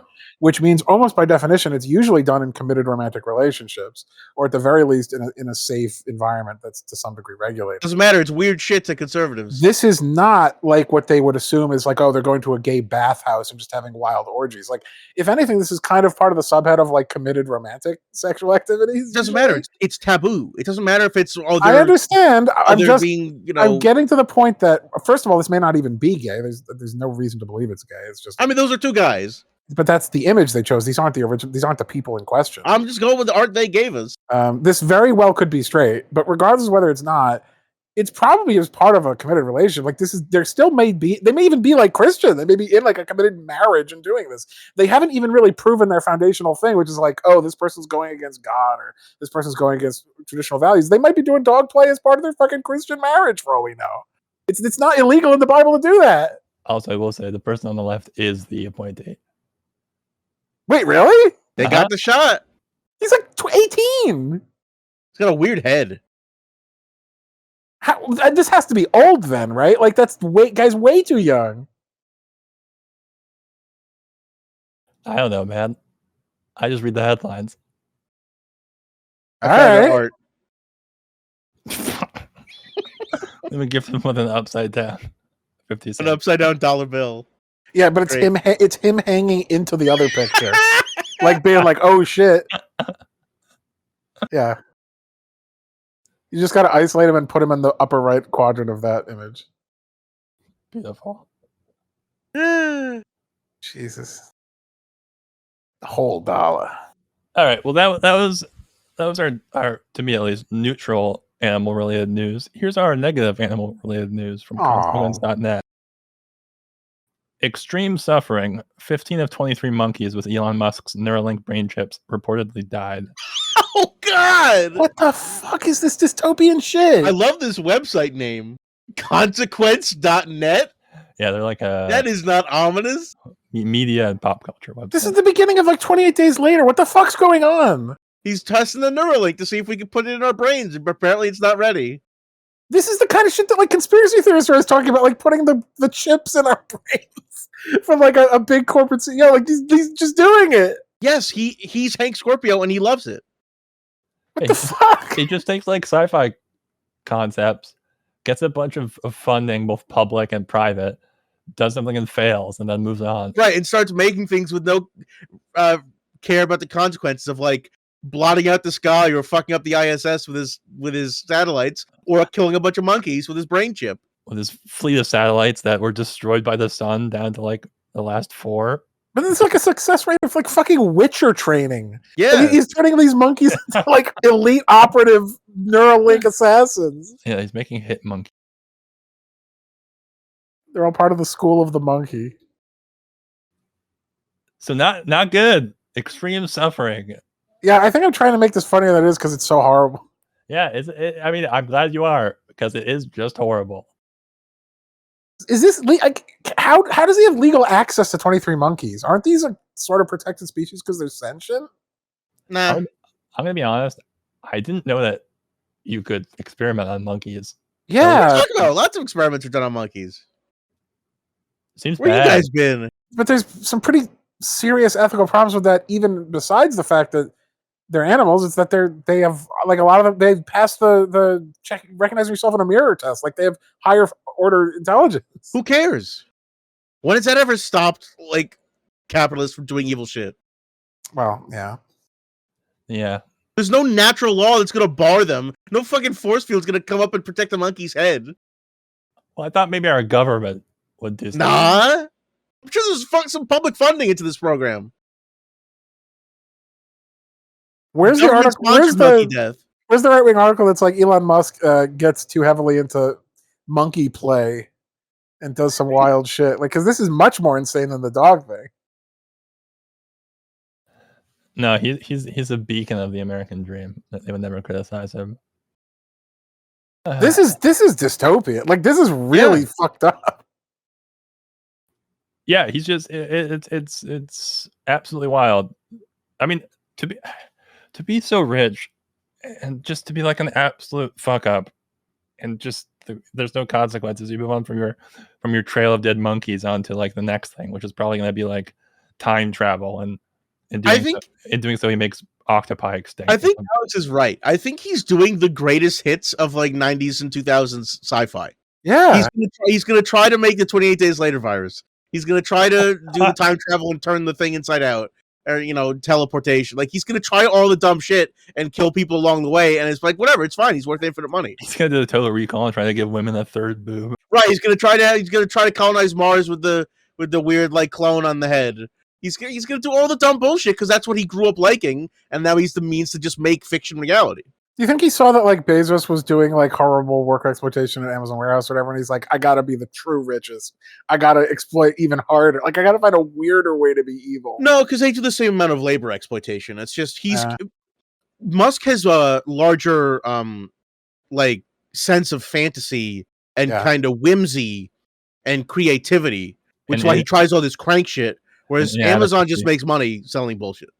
Yeah, I'm just saying Bezos probably took like a pleasure dump when he saw this because he's like, all right, I'm off the hook for one news cycle. No, it's an escalation. It's now they've got to one up each other. Well, that was what I was saying in the first place. Yeah, like they all have to somehow be more evil than the last thing. He has to eat like 7 iguanas now to catch up. No, he's got to put chips in the iguana's brains before he eats them. Yeah, he's got to put chips and guac in their brains. There you go. Jesus Christ! I mean, usually when I enter the animal one, it's because it's funny. Holy shit! Not today, motherfucker. So, of the remaining 8 monkeys, did it work? Like, what was he even trying to accomplish? I'm sure it didn't. No, it didn't. They just got away with extreme suffering. Awesome. So, for science, there were a bunch of Tesla or To space through blood. Tesla and Musk articles, but this is one I chose. The other two were, one was about what I said, which is like 90% of his satellite launches got destroyed by solar energy. And the other one was about how basically he does apartheid in his factories.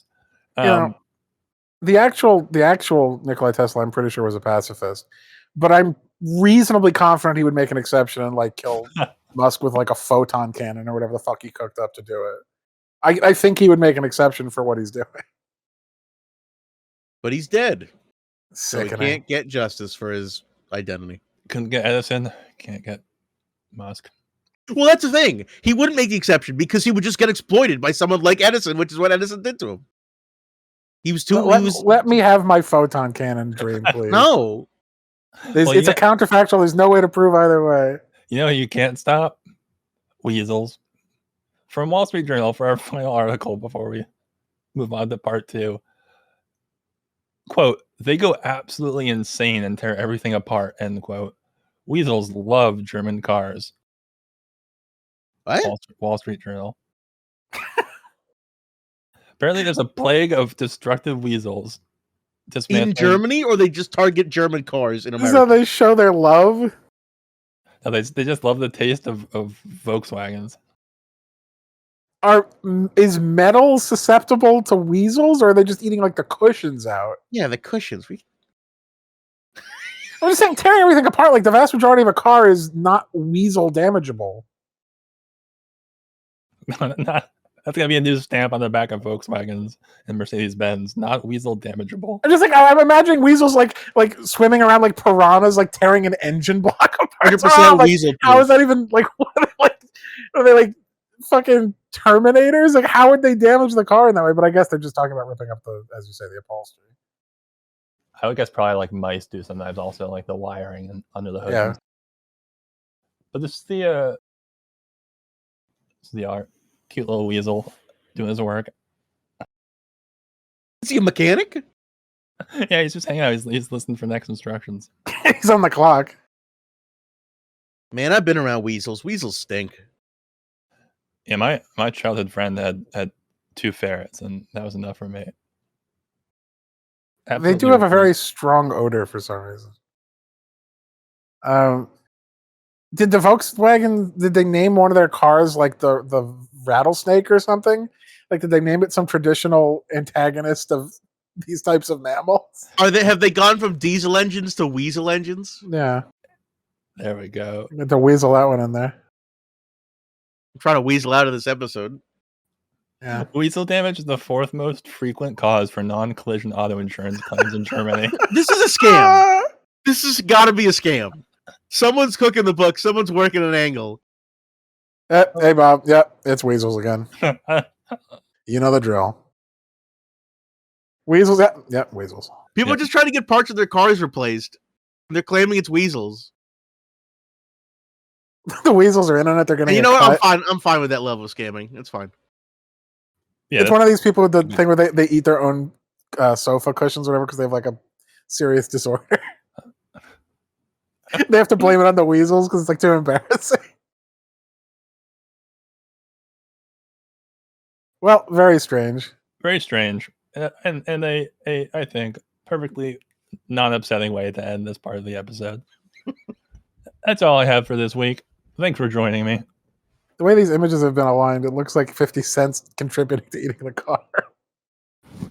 All right. Yeah, so we'll catch you in a moment as we cover a deep dive article. Be right back. See you soon.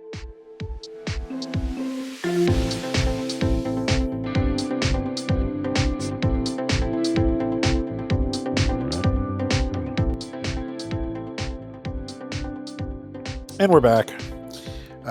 This week we have a deep dive on an article from January 2022 about Patrisse Cullors, one of the former leaders of the Black Lives Matter movement, who in 2021 was forced out of the movement for what was perceived as financial wrongdoing or some sort of real estate money manipulation. And this article to some degree is an attempt to either clear her name or at least give her a chance to say her piece. But it's also just a sort of an insight into the life of someone who got caught up in a very elaborate movement that kind of grew beyond her control, and what the mental and psychological consequences of having everything you're trying to build up kind of fall apart and people turn on you thereafter, whether deserved or not, on your life. And it was an unusual vignette into the life of someone who, at least for most of her life, was a pretty blatant leftist activist for good causes. Identifies as a Marxist. Identifies Well, as partly. several other left wing identities that are way to the left of most American politics. Whether that's consistent with her behavior is a different question, but this is someone who he sort of fits that uh, same word that I can't remember from earlier in the episode. Intersectional. Thank you. Being queer, being a woman, being black. When did you mention she's queer? Well, she's married to a gender non-conforming person who I'm pretty sure started as female. I missed that.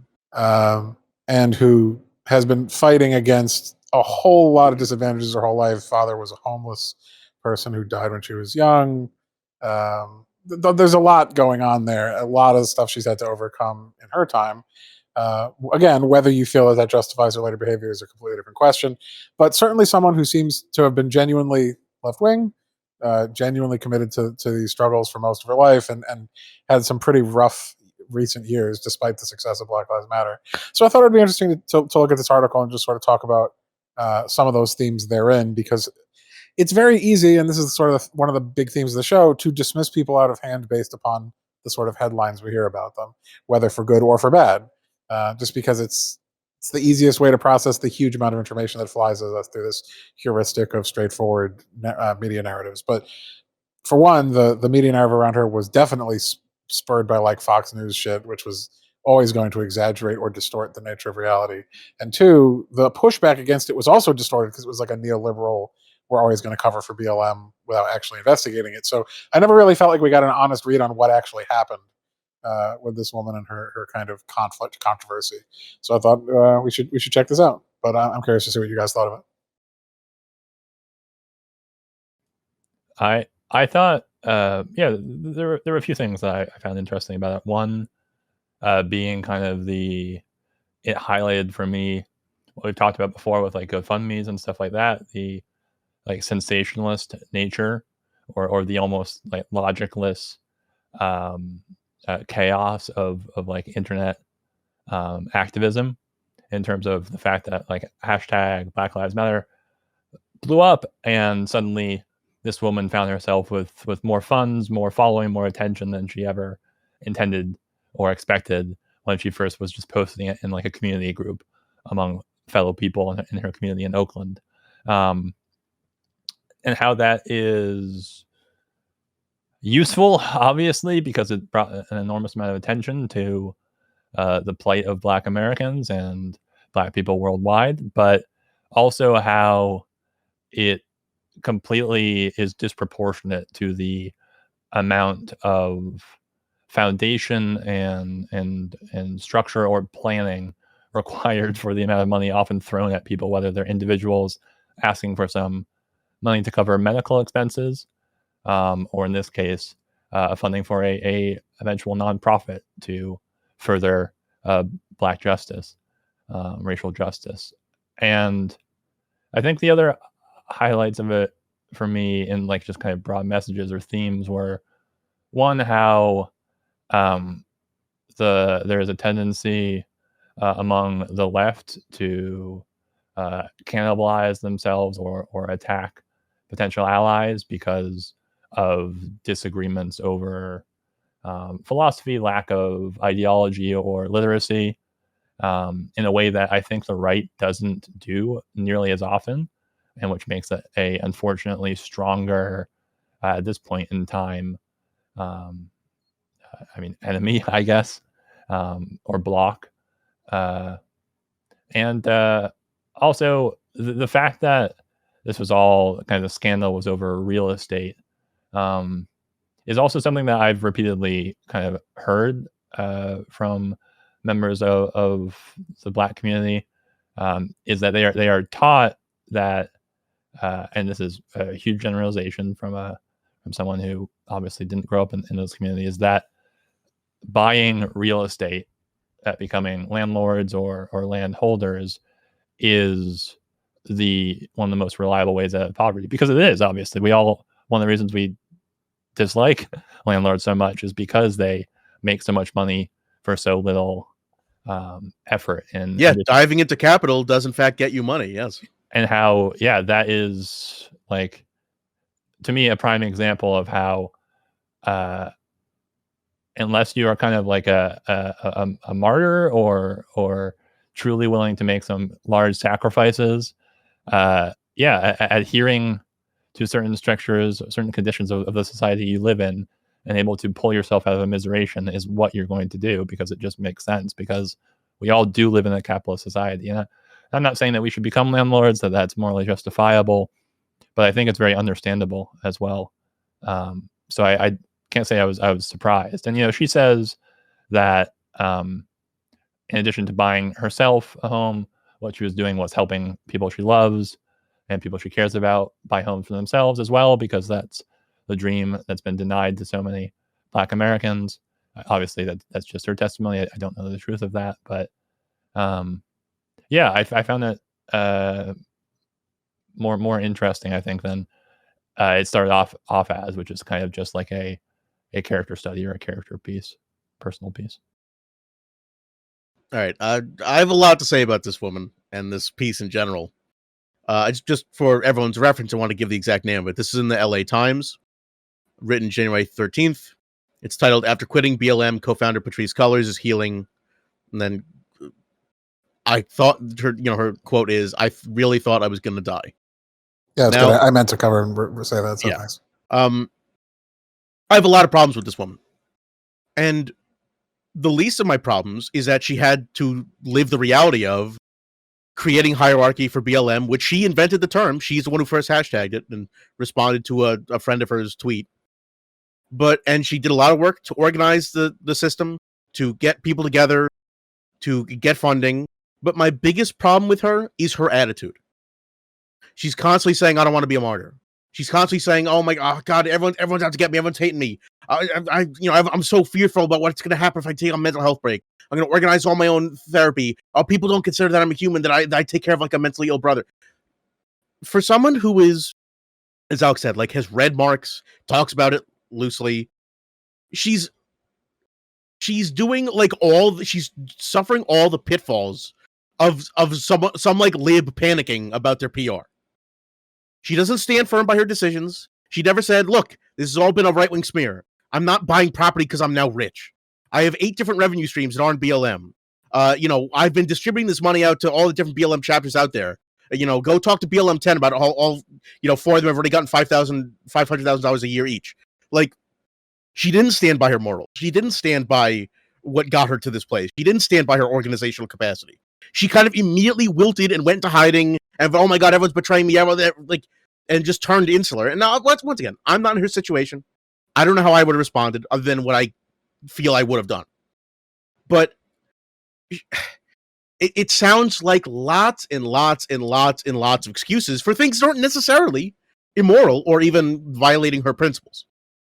Now, I do want to get into it more aggressive, like defended her position. Yes, absolutely. And I think that shows the kind of weakness of her leadership. For as soon as the heat's really on her, not just from right-wing psychos, but from like people with legitimate questions, she immediately folds. I want to talk about some of the serious villains in this piece, and that is 2 mothers, unfortunately, of kids who were killed by cops. Let me find their name. Just like to point out, before you continue, we don't know any of these people, and almost all of this is just by what we've read and seen. I know. We don't actually know them. But one of these I'm very confident is a villain. And her name is ironic. But 2 mothers, Samaria Rice and Lisa Simpson, mothers of sons killed by police, basically were the first people who were part of BLM to say, like, in response to all these right-wing news things about her, about Cullors buying property, saying that she's doing bad, she should step down, she's doing the wrong thing, she's capitalizing on her fight. Now, this woman, Lisa Simpson, is a fucking idiot. And here's why I feel confident saying that. Her belief about what BLM should be is just direct money for people who lost family members. Like, that's not what it ever was. Right. It's a grassroots political organization. Colors did the right thing when she organized a PAC, a political action committee. Their goal is not just give people who lost a son or a daughter money. It's create large-scale national and international investment to improve the lives of Black people at large. It's not merely restitution. It's not just payback for loss. And so it's not narrowly defined restitution. Right, this one mother who unfortunately lost her child, like, totally misunderstands the whole point of the movement.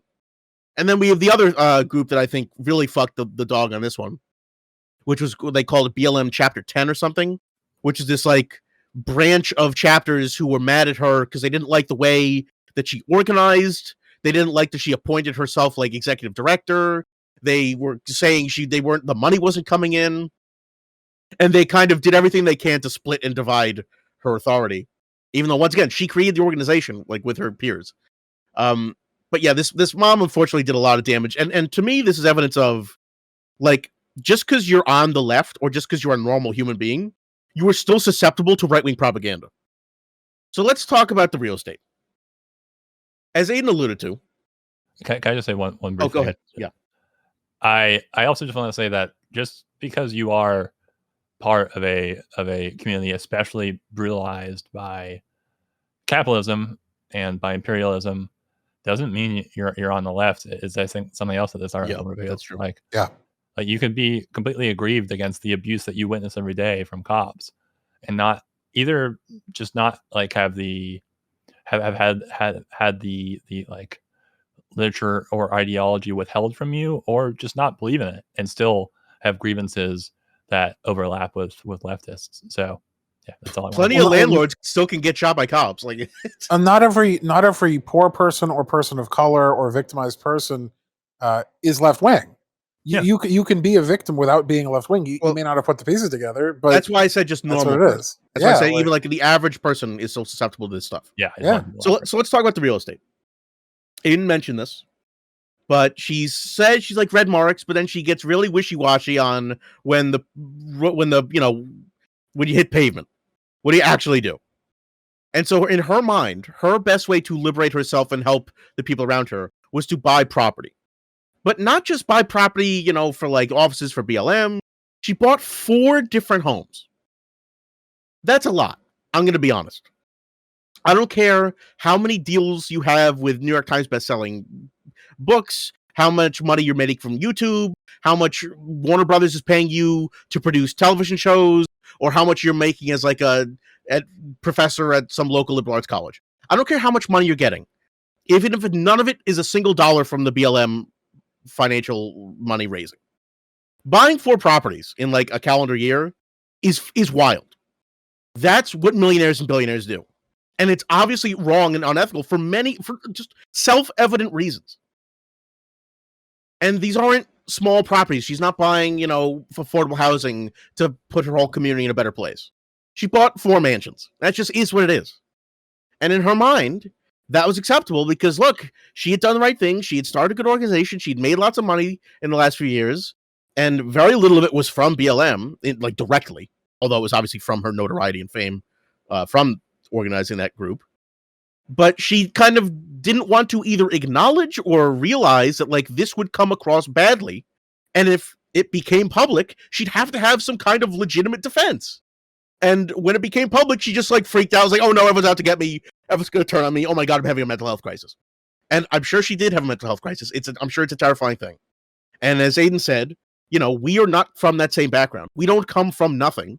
In fact, part of what people's critique of people like Alex and myself and Aiden is that we are armchair leftists who have the luxury of being from middle-class background where our lives are not at stake every day, and we have the luxury to have computers and recording programs and all these things to talk about our leftism. I had the luxury of reading Marx in high school. Most people don't get that. And look, that's a fair criticism. But what's also a fair criticism is the moment you get money, you immediately start doing, land ownership, property buying. And I just don't think it's the wisest investment in terms of for her public image. And she doesn't really defend that. before we go too hard on the property thing, I do want to speak to the specifics of it because I was just looking that up to make sure. Obviously, you don't need 4 homes, especially when you're not like a politician or something who has to constantly travel between 2 specific or 3 specific locations. However, none of the homes was an enormously expensive mansion, to my knowledge. 3 of the homes cost somewhere in the ballpark of $500,000. One, though, there was one that was big, that was like a $1.4 million. Probably the But Georgia one. 3 of them were in LA, where property prices are exorbitant. Yeah. So that may not even be those, like, those houses don't actually have to be that big to cost that much, or that much property. That's like a fairly standard price for a higher end part of LA, Right, but just owning any kind of house. You don't just happen to buy 3 homes in LA. It's not a thing someone stumbles onto doing. No, I understand. It's just she's not Elon Musk. Like she's not building a fucking compound or like Bezos with his fucking yacht that's so big they have to dismantle bridges to get it through canals. Like, there's a million people with this kind of money in the US. In fact, it reminds me of Sorry to Bother You, which, like, when he finally gets the raise, when he suddenly has revenue streams that aren't just suffering work every day, and he comes home in a Maserati and he gets an apartment that is like, yes, she leveled up in the world. Yeah. But it looks like to all her leftist cohorts, she sold out. She's not living like the sort of president of Uruguay or whatever, like driving around in his car. She's not living in a shoe. We're not living a Spartan existence. So there is certainly something to be said that, like, if you want to commit to leftist principles, kind of spending somewhat extravagantly on yourself, even if it's by no means like the top 0.1% or anything, is not a great look. It certainly doesn't seem like you're keeping with your roots. On the other hand, I mean, to some degree, this falls into like we live in a society thing where it's like, you live in a capitalist structure, you live in a world, like, she's not going to have guaranteed income streams forever. It's like, of all the people to kind of invest in real estate, I don't know. It's probably not the right person to do it, but it's not by no means the most egregious. I'll give you the counterfactual. People love to criticize Bernie Sanders and his wife. You know what Bernie Sanders is good at? Explaining to people how and why he became a millionaire, how and why he's made all this money, how and why he's using it for the right reasons, and how and why he's going to use it. Like, it's not a violation of his principles. He's really good at that. And yes, he's a career politician who's a great communicator anyway. And yes, there's degrees of manipulation and even the best left candidates use. But, like, she folded like a cheap chair at the moment any of these criticisms came up. She literally could not handle people on her side being like, what's the deal with all these purchases? Well, and she immediately crumbled. I don't know that it's right to say, like, someone's like a weak spirit or a weak mind just because they're having a mental health crisis. Like, I don't think she thought, oh, I'm a bad person, and so that's why I can't defend myself. I think she was hurt, at least as the article depicts it. She was hurt that the attack was coming just as much from other people of color and other people from her community and other people from her organization. I think the issue was less that she was being attacked and that she felt she was being turned on by people she trusted and she thought would always have her back. So but why there's some difference there. Yeah, but if I shoot someone, you're not going to have my back. Like, I get that. Well, she doesn't seem to understand that there are going to be consequences for action. And even if the actions aren't that bad, you have to be able to explain it. She's like, I have PTSD because I did a thing that looked bad. Well, no, I don't buy it. I read that her withdrawal was as much I mean, as portrayed in this article, it's a concoction of what we've talked about with the controversy over her real estate purchases and the fact that she was more and more frequently getting death threats, both reported directly to her from people saying that they want her to die and from the FBI. And that mixed into the fact that she was essentially doxxed with her new home purchases was just I feel like this is a person who is certainly not perfect, as none of us are, but who was thrust into like a level of prominence and thus a greater target for animosity, both from those in what she viewed as her own community and even wider, much more widely, right-wing psychos. I agree with almost all of that, Aiden, except the one part I disagree with is she was not thrust into this. She, from day one in 2013, organized this and made this happen. This was not accidentally going viral. She intentionally organized and protested and got together the people and the resources and the money to do this. She did not accidentally become famous. Yeah, this was her goal. Her objective was to become a public figure who can advocate for the political thing she wants. And if you are going into this knowing you're going to the high likelihood of becoming a public figure, you have to be prepared for that. You can't act surprised like I want my privacy when you become the figure of a political movement. But it's not called Patrice Calora's in the E Street Band. Like she's started an organization that doesn't have her name in it. Her face isn't all over the place. She's trying to create an organization for Black lives. It's not all about her. No, but she's the co-founder. You have to accept some degree of publicity and loss of privacy and fame. Yeah, sure. It's just like there's a very long history of not only private right-wing psychos, but the federal government itself assassinating Black leaders of left-wing movements. So it actually wouldn't be surprising to me at all to have a reasonable paranoia of that very thing happening if you're in that situation. I certainly do not envy a person of color running a left-wing organization in the United States. Yeah, I think also, I think the yields far exceeded her expectations, and that, like, I would safely say, like, a majority of people in America and Europe and maybe Asia as well, like, know the phrase Black Lives Matter. It's become that viral. Yeah, it's global. And I think no one reasonably would expect that. But even if we accept that she needed to be prepared for that, I don't think she was prepared for, one, the feeling that her own group was going to turn on her, and two, the feeling that she was going to be doxxed to a sufficient degree that she might actually be killed on a moment-to-moment basis, or at least have a reasonable fear of that. You ever see that footage of that DSA meeting where within 5 minutes they're all turning on each other? Because motion to talk, motion to like not use pronouns. Like people on the left always are cannibalizing and turning on each other. And that's what Aiden started with. Like if she didn't have the expectation, she's naive. And for her to like be so quickly like, oh, I'm a Marxist kind of, and then like this does not strike me as a woman who is particularly strong in her left-wing convictions. And I think if it was going to get this big, I would have been prepared for that. And if she wasn't equipped for how big it got, she should have gotten out earlier. I think I actually agree with that. I don't think she's that strong in like well-defined leftist ideals. I mean, like, right, she's from like an art. She runs like an art place. She's like, this seems like a thing she kind of did on a whim to support her friend, and then suddenly use her organizational capacity to like make this whole big thing. I just don't understand her shock when like things get controversial. I think because she's not rooted in that leftist milieu, she's more rooted in the idea of Black community building and Black activism, which is much more.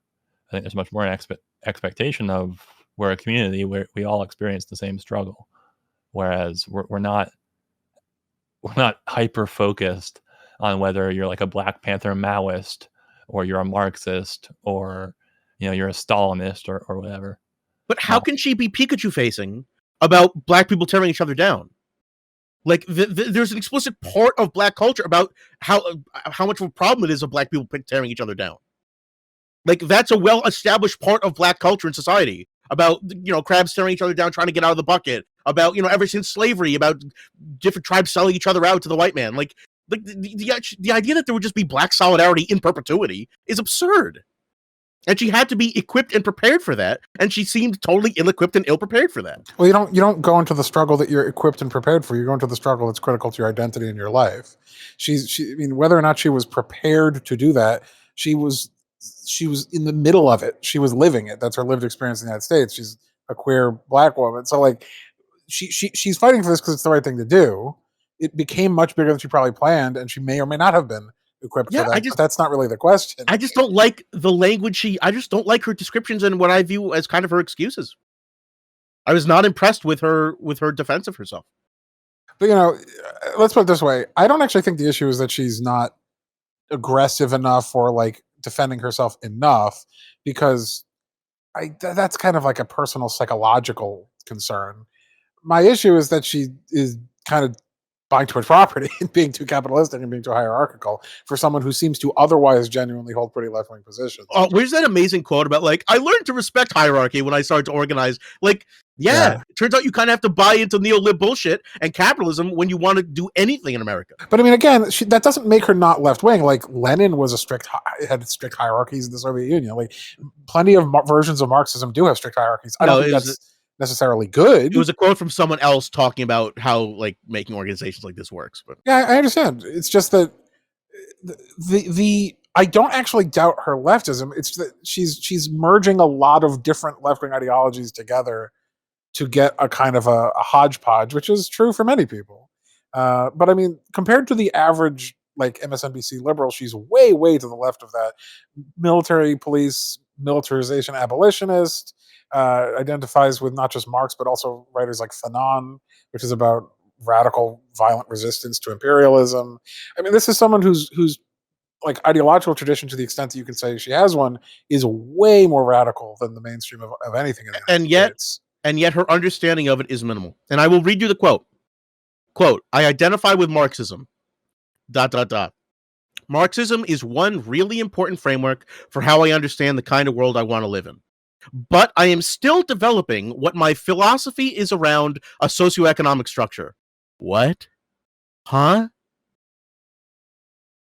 Yeah, I don't know what that means. And be able to evolve at their pace and get their needs met. You know what that sounds like? Neoliberalism bullshit speak to me. Someone who doesn't understand what Marxism is. I don't necessarily agree it's neoliberal, but I do think we're evolving. We're evolving at their pace to get our needs met. What the fuck does that mean? It means nothing. I feel like this was the part of the article that confused me the most, because I was kind of surprised at this point, like now trending towards the end of the article, that they bring up her being a quote unquote trained Marxist. This is the LA Times calling her that, not her calling herself that necessarily. But this paragraph out of the whole article does give me the pretty direct feeling that either she felt some pressure to advocate some kind of traditional left education or knowledge, or maybe she once was this but hasn't been in touch with it in a while. But yeah, the fact, it just felt very weird to me. Like, I think you can completely be a leftist and not have read Marx. That's fine. Like, that's where it starts, with a feeling of dissonance about injustice and wrongness in the world and the hierarchies of the country. You don't need a big brain to realize things are not fair. But you can't be a teacher at a private liberal arts college around social issues and then say things like, I'm still developing my philosophy around socioeconomic structure. What the fuck are you smoking? She sounds like not particularly smart, in my assessment, but who's kind of along for the ride and had good organizational skills and was able to get this small idea into a big organization. But anything beyond that was kind of like above her pay grade in a sense. Well, this is a level of biographical detail that I don't know was even present in the article, but I looked it up separately just to confirm stuff. This was raised in a intensely religious environment, had to break out of that, which Jason and I already have some beliefs on what that does to your brain wiring. Someone who was growing up queer in an environment and community that was totally not tolerant of that. Someone who's been doing activism, left-wing activism since they were a teenager. So I don't actually doubt for a second the credentials there, but you don't have to have a PhD to do those things. I think you just have to have lived experience, and you do the best you can. This is someone who didn't even come into contact with Marxism or leftism until in her 20s. So it's not like she was a red diaper baby who grew up with this and could live and breathe, all of the complex philosophical components of left-wing ideology. By definition, this is kind of a fairly average working class person as far as their background, other than the fact that they have a million intersectional issues. So it doesn't really surprise me or offend me that her level of philosophical understanding of Marxism is pretty weak. But I mean, yeah, I don't think there's very many doctrinaire Marxists these days. It's pretty hard to be a doctrinaire Marxist. That's a very, very specific position to take that even many people who identify as communists don't really take. But I'm not saying she has to be doctrinaire. I'm saying she has to be honest and somewhat informed to lead this organization. And to me, I found her a little bit lacking in those areas. And once again, I don't think it was nice. I don't think it was well done the way she was kind of forced out. Once again, the worst part to me is how the right-wing propaganda worked. It worked tremendously well. Yeah. But it reminds me of the Chappelle joke about having a weak spirit. I always say this is not really great, because in the wake of Chappelle saying more and more anti-trans shit in the news lately. Yeah, I don't know how that stands up. When Chappelle came back for his special a few years ago, he was making jokes about Louis. and he was making fun of the comedians who were like, and then Louis jerked off on the phone, and that's why I gave up comedy. And Chappelle then made a joke about like, well, if MLK, would give up the cause if someone jerked off on the phone like to him, like that just sounds like a weak spirit to me. Like if you're gonna be in this for the convictions, be in it for the convictions. If you're gonna make financial decisions that are gonna seem weird, you have to defend them and explain them. You can't just run away crying from them. Otherwise, it makes you look like you did some bad thing. Like she kind of misunderstands what PR is even for. Well, yeah, it's certainly not good optics. But again, she's not a politician. She's not trained in being a manipulator. Then don't fucking start a super PAC and don't start a political organization. Yeah, if you're not going to be involved in politics. I mean, it pains me to say this because for most of my adult life, Dave Chappelle is probably my favorite comedian. But like these days, I don't know. I don't know to what degree I would look to him for political anything. Which I have to admit, I don't love either. But I think it's funny. I mean, I guess I disagree fundamentally. Like, no, you don't need to be prepared. Like, I think that this woman has done net good, and that's enough. Like, we might want more. Like, we all want, we're not like woke scolds. We're not like extremely stringent, aggressive people who demand everyone be perfect all the time. But there are plenty of people like that online who are like want AOC to always make the choice that they want her to make, or Bernie Sanders to always make the choice that they want them to make, or whatever online pundit that they think is the icon of leftism till they're not. I agree. This is a sad story to me in a number of ways. One, that she has suffered the mental stress and strain she has. One, that she made the choices she did in terms of how to spend her money. But I do think Black Lives Matter has provided a net good to the world in terms of awareness and practical effect. So I feel like that's really, that's probably my biggest complaint about the article, is that like it tells a story about a woman who helmed one of the most well-known and influential movements over the last couple of years, and going all the way back now almost a decade, which I couldn't believe, to Trayvon Martin, that was that long ago at this point. But it doesn't really talk about the movement or what it did or the effect or her legacy. There's nothing to weigh her against except from an appeal to sympathy and to empathy, which I think makes it like a much shallower piece and makes it harder to really come to any conclusion, because I do agree in some regards, Jason, we're left with her vices and then her testimony. And right. In fact, that's a great example you give, because the article does its best to make this a personal story about her, not about BLM. BLM is the background and the hors d'oeuvres to the main story about her individual life. Yeah. Her book deal was not about BLM. It was about her autobiography. For someone who says, I don't want to be the limelight, I don't want to be the martyr, the whole thing is about her as an individual.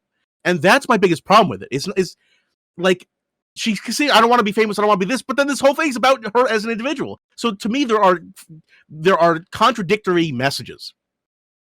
And I don't know, once again, you're certainly right. I don't demand everyone be perfect. I'm not saying she did anything particularly unethical, not really, but I'm just not particularly impressed by her. And I don't know, it seems to be like a sob story. I just don't care. Well, I care much more about fighting fascists and fighting white supremacists, and doing that on an organizational and national level, not an individual level. But I mean, she did that much more than we are likely to ever do, and I think that's actually more impressive that she was able to do that without having ideologically consistent. No, impressed by her as an individual. I'm hugely fond of BLM. I mean, there's a period where I think they got a little disruptive towards like things that do nothing, but I think BLM has gotten much stronger. Certainly in the last 2, 3, 4 years. But like, I think that this is a neoliberal article about a left-wing woman. So part of the problem is the way the article is framing it, as has been pointed out, is as like an ID Paul personal victimization narrative, instead of talking about it as part of a larger struggle of left-wing activists, including many women of color. Right. There was zero mention about other organizations other than like the NAACP still around. Yeah. So, I mean, people of color, but especially women of color, have been huge in these movements throughout the history of the United States. And to fail to tie her into that broader movement, I think, is an active effort to suppress the continuity between the many activists of this type who have worked really hard to change the nature of the country through radical left wing organization. And almost all of them had flaws. Like almost all of them had their own personal issues. But that's as we've said, that you don't wait for the perfect person to come around. People who make things happen make things happen. I think what was interesting was that the only thing I actually had a problem with her in isn't covered in the article, which is why did she buy the properties? Like, or try to restructure the BLM hierarchy in any way that she did. Like, the only actually left critique I could make of her isn't covered in enough detail for me to really know the answers. Yeah, and all she gives are vague allusions to, I was trying to take care of people, and I was trying to take care of my mentally ill brother or son or whatever the fuck it was. And like, just allusions to like family, Yeah, but regardless of how she spends the money, it doesn't seem like any of the money was earned through exploitation. It was literally just book deals that she got for being the head of BLM. No, but in a sense, that's capital exploiting her. Well, sure, but she didn't like break up a union to get money. No. Like she didn't like crush the bones of orphans overseas to get money. She made the money by being well known as a social activist and getting deals. Like, you might say, "Oh, that's trading in on her fame." It's like, okay, but there's no victim in how she earned that money, and she's not spending the money on evil things per se. Other than maybe the companies that might not get a return on their investment. Well, yeah, now, but it just seems like this. The part about her being like some sort of capitalist because she made a few $1 million from book deals seems to be a laughable hit job.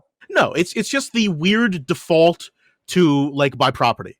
It's like the weird direction Jay-Z has gone since being rich. Like art and credit. Like what? Like what is this like the default state of when black people think they have enough money to like make it?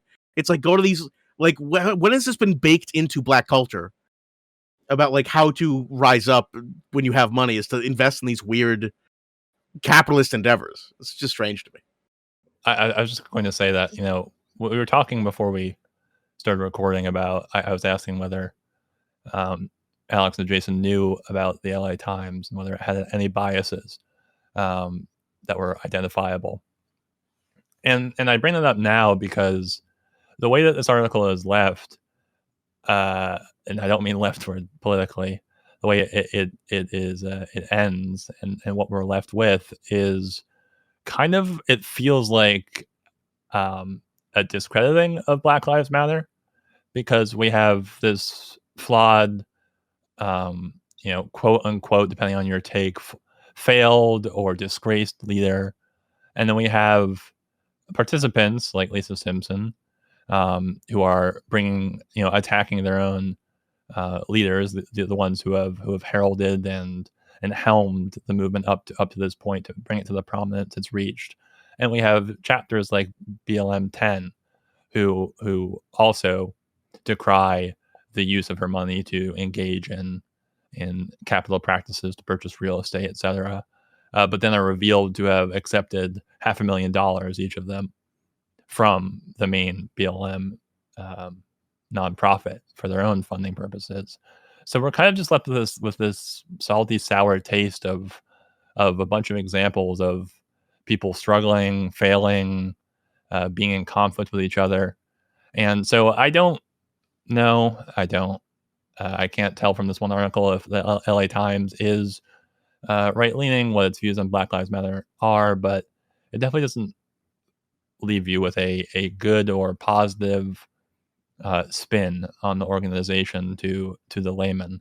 And going back to what I said earlier and what we've discussed now, the fact that they don't go into the larger effect of Black Lives Matter at all just leaves you with that. Just leaves you with a bunch of individualized, separated, isolated accounts of failure and conflict and sadness, which I think is very unfortunate.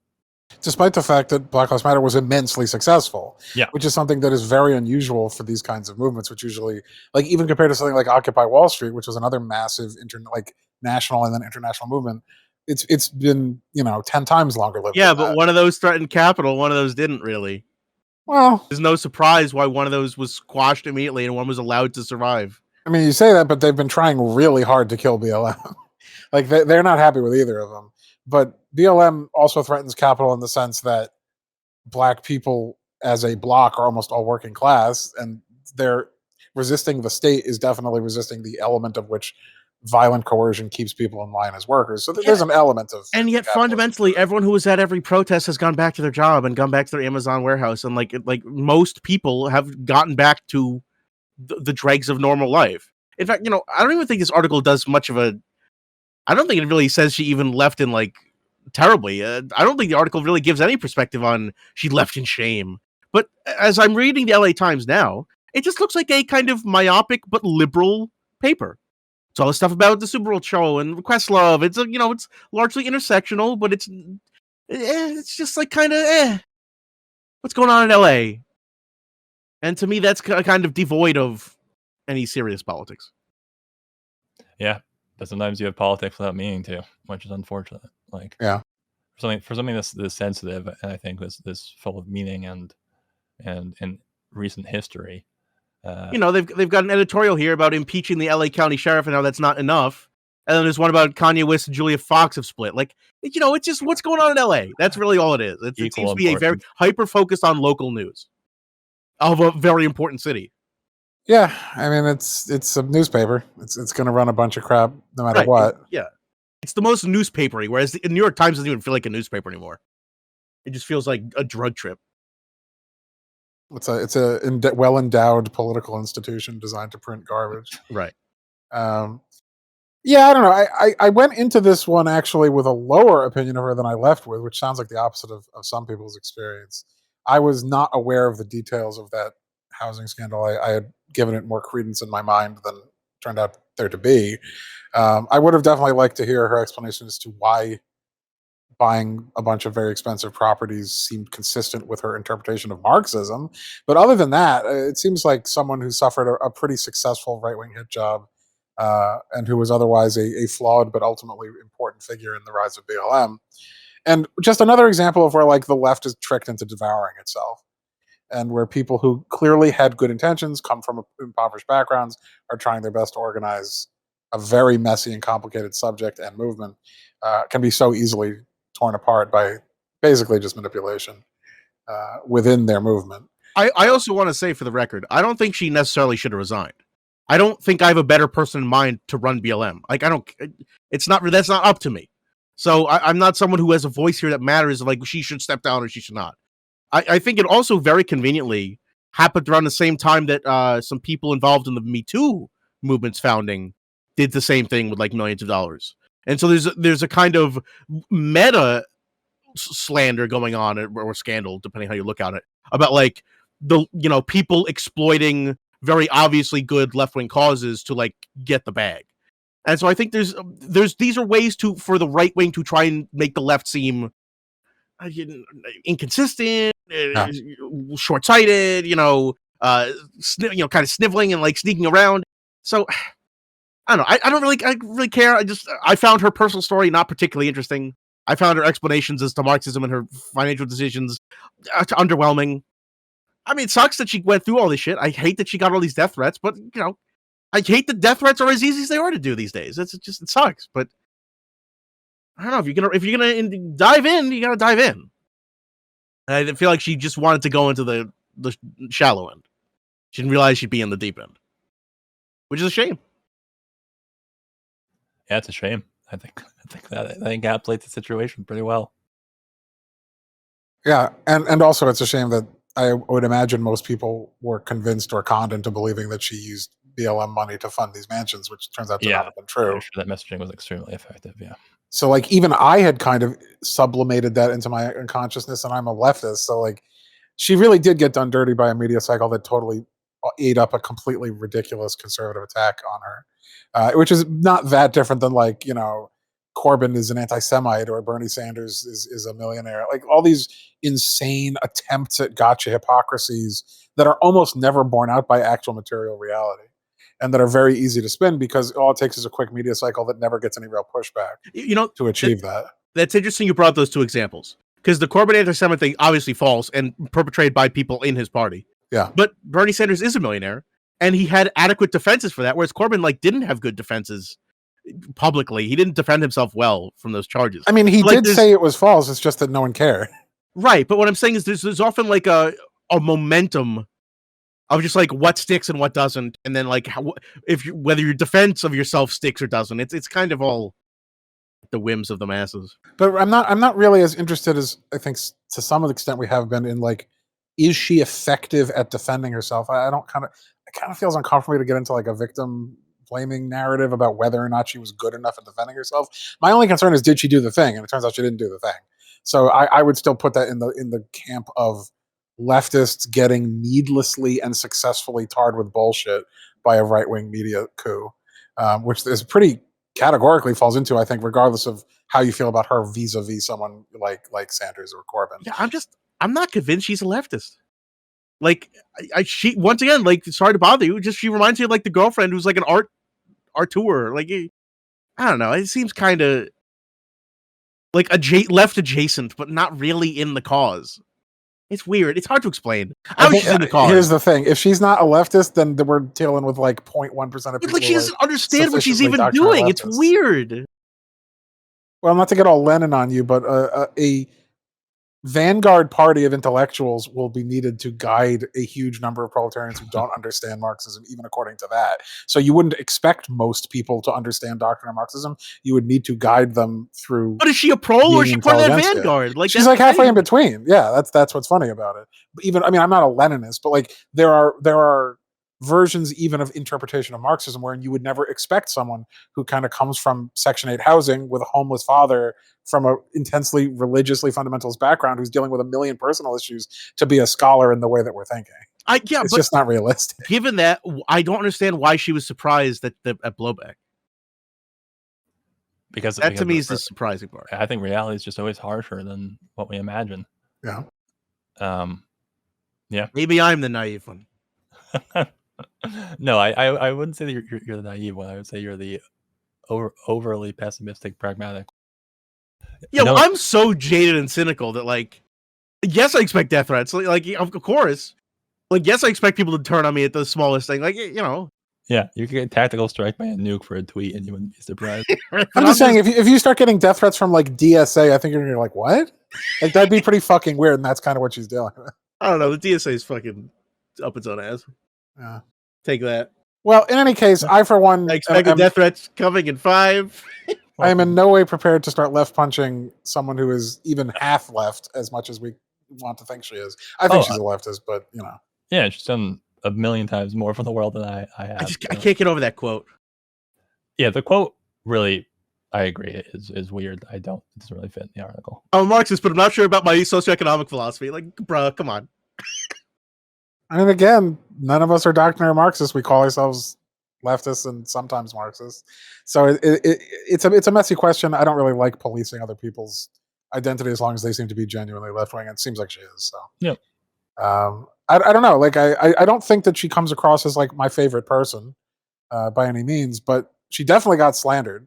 Definitely got done dirty by a right-wing propaganda machine, and probably continues to be done. So would it have been worse if she said, "No, guys, you don't understand. I bought all these houses with my $1 million book deal and YouTube deal and Warner Brothers deal"? Like, would that have worked, or would people said you're still a sellout? I don't. But I mean, that's what actually happened.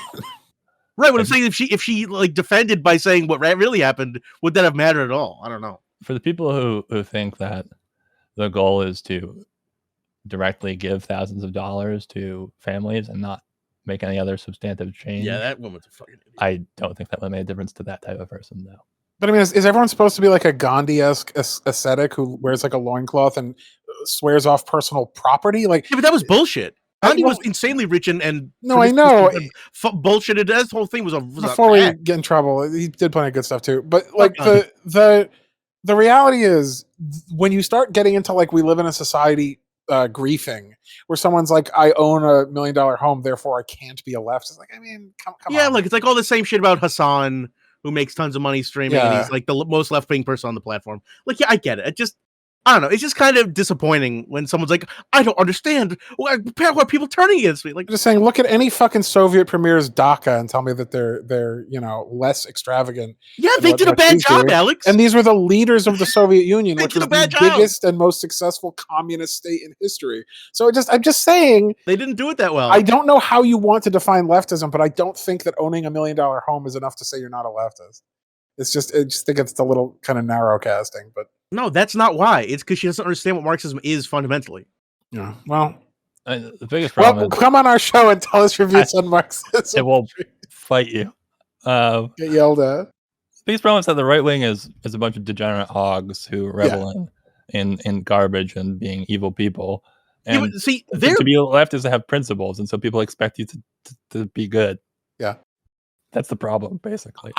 I hope there are similar stories to the right wing. Like, I don't know what a fascist is. Like people see people saying like you need to be a hardline this fascist is like, I don't know. That's I'll be a good guy. Like, closest we get is like Liz Cheney and like Trump. right, exactly. And Poser fascist thrown out of Klan meeting. Yeah, but see, this does happen on the right wing. Yeah. And in the halls of power. Like, it's just we obviously don't give a shit because they're basically all forlorn. They're all like gone. Yeah, but like popularly, among like communities and stuff, I feel like they're much more glom onto their common hate. But yeah, well, and obviously this article generated a lot of heat, probably more than I was even expecting. But I knew it was going to do something. Yeah, it's not that heated. Like, I don't know. The whole thing I'm just kind of nonplussed about. It's intensely nonplussed. You know what I mean? Like, I don't have the fire because like this doesn't really directly affect me. It's not like I lost something by giving my money to BLM and feel like I got screwed or you're exasperated. It's just like come on, do better, man. Like, come on, it's a big come on, man. I guess what Jason's saying is, Patrice, get angry. Just not at us, please. Just get more radical. Just get in the mud and start fucking slanging. I mean, you're reading Fanon. Maybe you should start killing the colonizer. Get out of your like body therapy thing that you put together in LA and fucking start posting. Start going ham.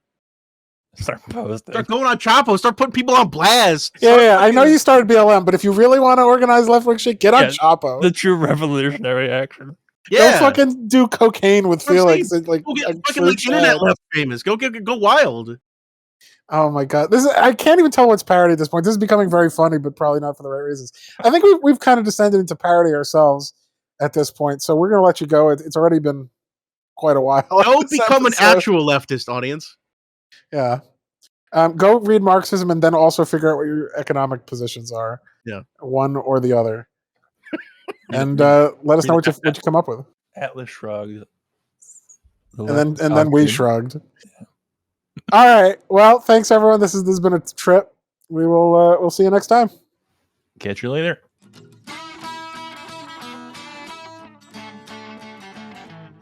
Hey, thanks for listening to the show. If you enjoy what we do here at the Non-Essential Workers Podcast and you want to support us, please check us out at patreon.com/non-essential-workers-podcast or by clicking the link below. For $5, you get access to the Patreon feed and twice as many total episodes. How many more? I'll say it one more time for the back. Twice. Anyways, thanks and see you next time.